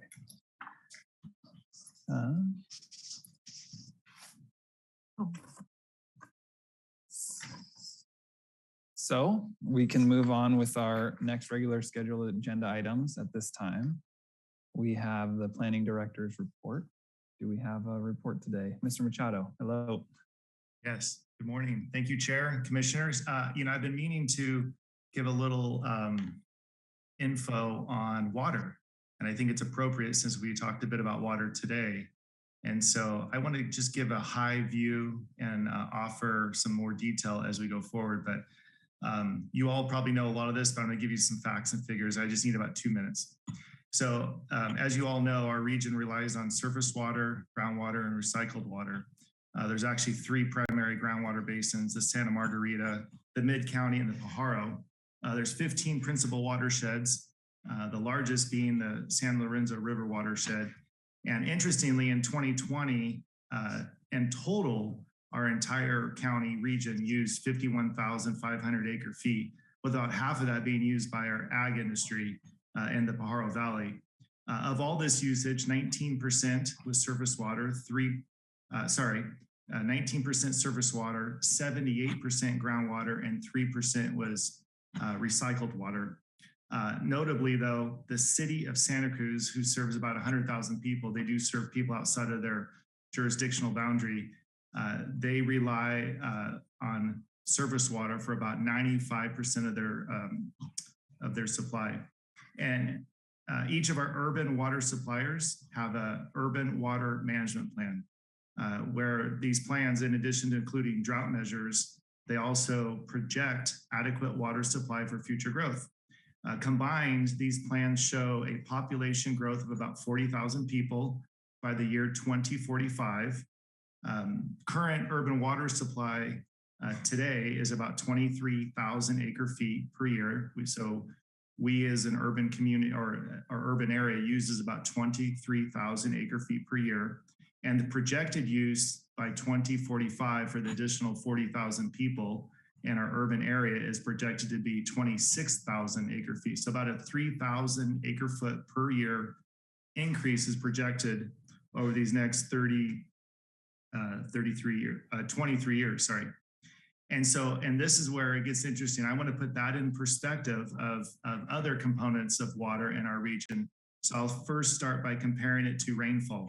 And so our county consists of about 400,000 acres. And even during a drought year, we receive more than 24 inches of water every year.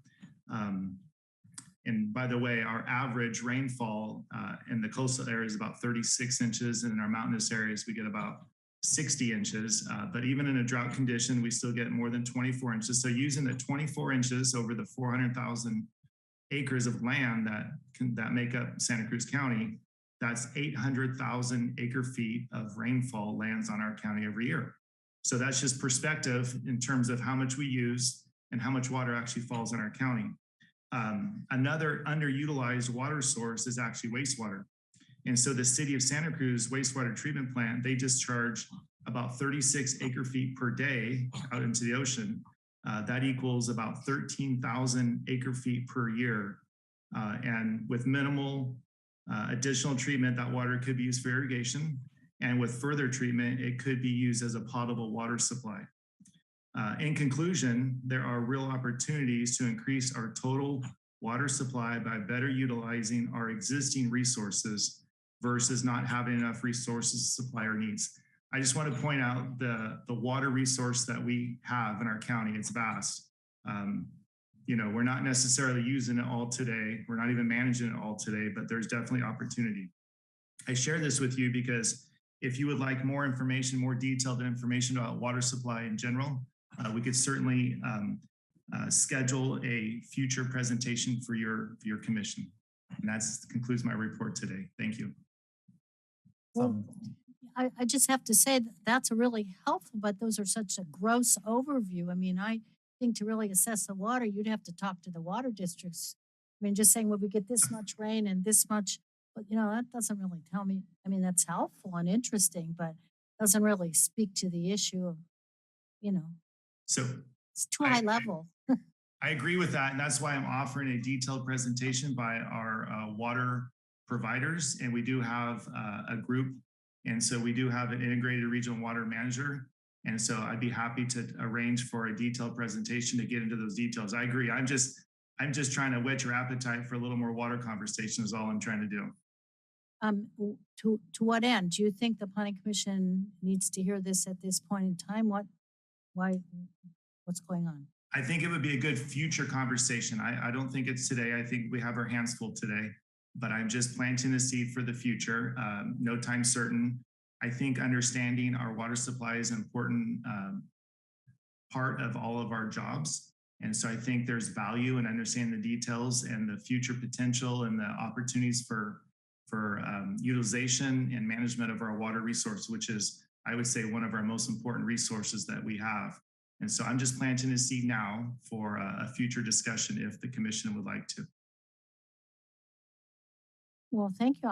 I think that's helpful, but if we had a future discussion, I'd sure like to hear from the SoCal Water District and the San Lorenzo Water District and the city and Scotts Valley, because they all seem to have different opinions about everything.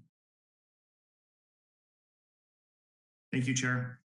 Yeah, absolutely. And I just want to add, I find it fascinating and I would love to have more conversation at some point whenever the time's right and be able to understand those points a little bit better. And, you know, yeah, so thank you. I really appreciate it.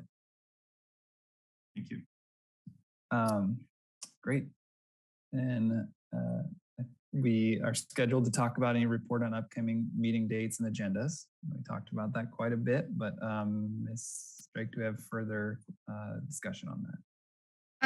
Well, just quickly, it sounds like we'll be meeting on September 1st, a special meeting. And then we'll be meeting again on September 14th. And those are both meetings to continue the discussion on the sustainability update. And then the next meeting after that is September 28th. And so far we have one item on that agenda, which is the Seacliff Hotel project. And if I can just interrupt very briefly, Jocelyn, I have confirmed during that colloquy there that we do need to post an adjournment of the meeting within 24 hours and the continuance, the adjournment and continuance of the public hearing to a special meeting on September 1st, which we will have to post. So we have to post both of those things, the continuance of the meeting within 24 hours, and then the special meeting agenda will have to be posted within 24 hours of the September 1st date. Jason, can I ask a clarification question on that? Sure. Does that just need to be posted on the county's website and a paper copy and on our department floor, or what's the extent of the posting? It needs to be, give me 1 second. Mm-hmm. Thanks.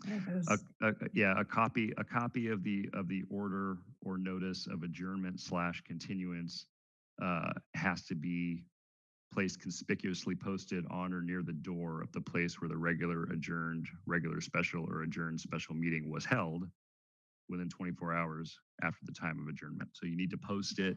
I would do both. I would post it like you do regular agenda materials. Okay. Thank you. It's a good lesson in the applicability, practical applications of Chapter 1810 and the use conspicuously, which is subjective. Yes, I agree. And I'm going to follow up with you, Jason, after the meeting, just to be clear on continuances, but I don't want to take up our time Sure. at today's meeting. Great, thank you. We didn't. So yeah, that's it for future upcoming agendas, Chair. Great, thank you. We didn't finalize maybe direction on this, but are we going to send out courtesy notices for the hearing next week? I think it'd be beneficial if we're able to do so. We have a list that we can send out, an email list, as I recall. So we can send it out to those folks if we want to do a courtesy notice. That maybe that same one that we're going to post, we can email out. I'll confirm with Stephanie how she wants to handle that, but I agree that if it's easy to do, that would be good customer service. Yeah. Okay. Awesome. Thank you. Perfect. And last item on the agenda, County Council's report. Anything to report today? No, thank you very much. Wonderful. Okay. That sounds great. With that, then we are through our agenda items and we can go ahead and adjourn the meeting today. And I appreciate everyone's help and effort getting through this and looking forward to the next one. Thank you, Chair. See you on soon. the 1st. Okay, bye. Yes.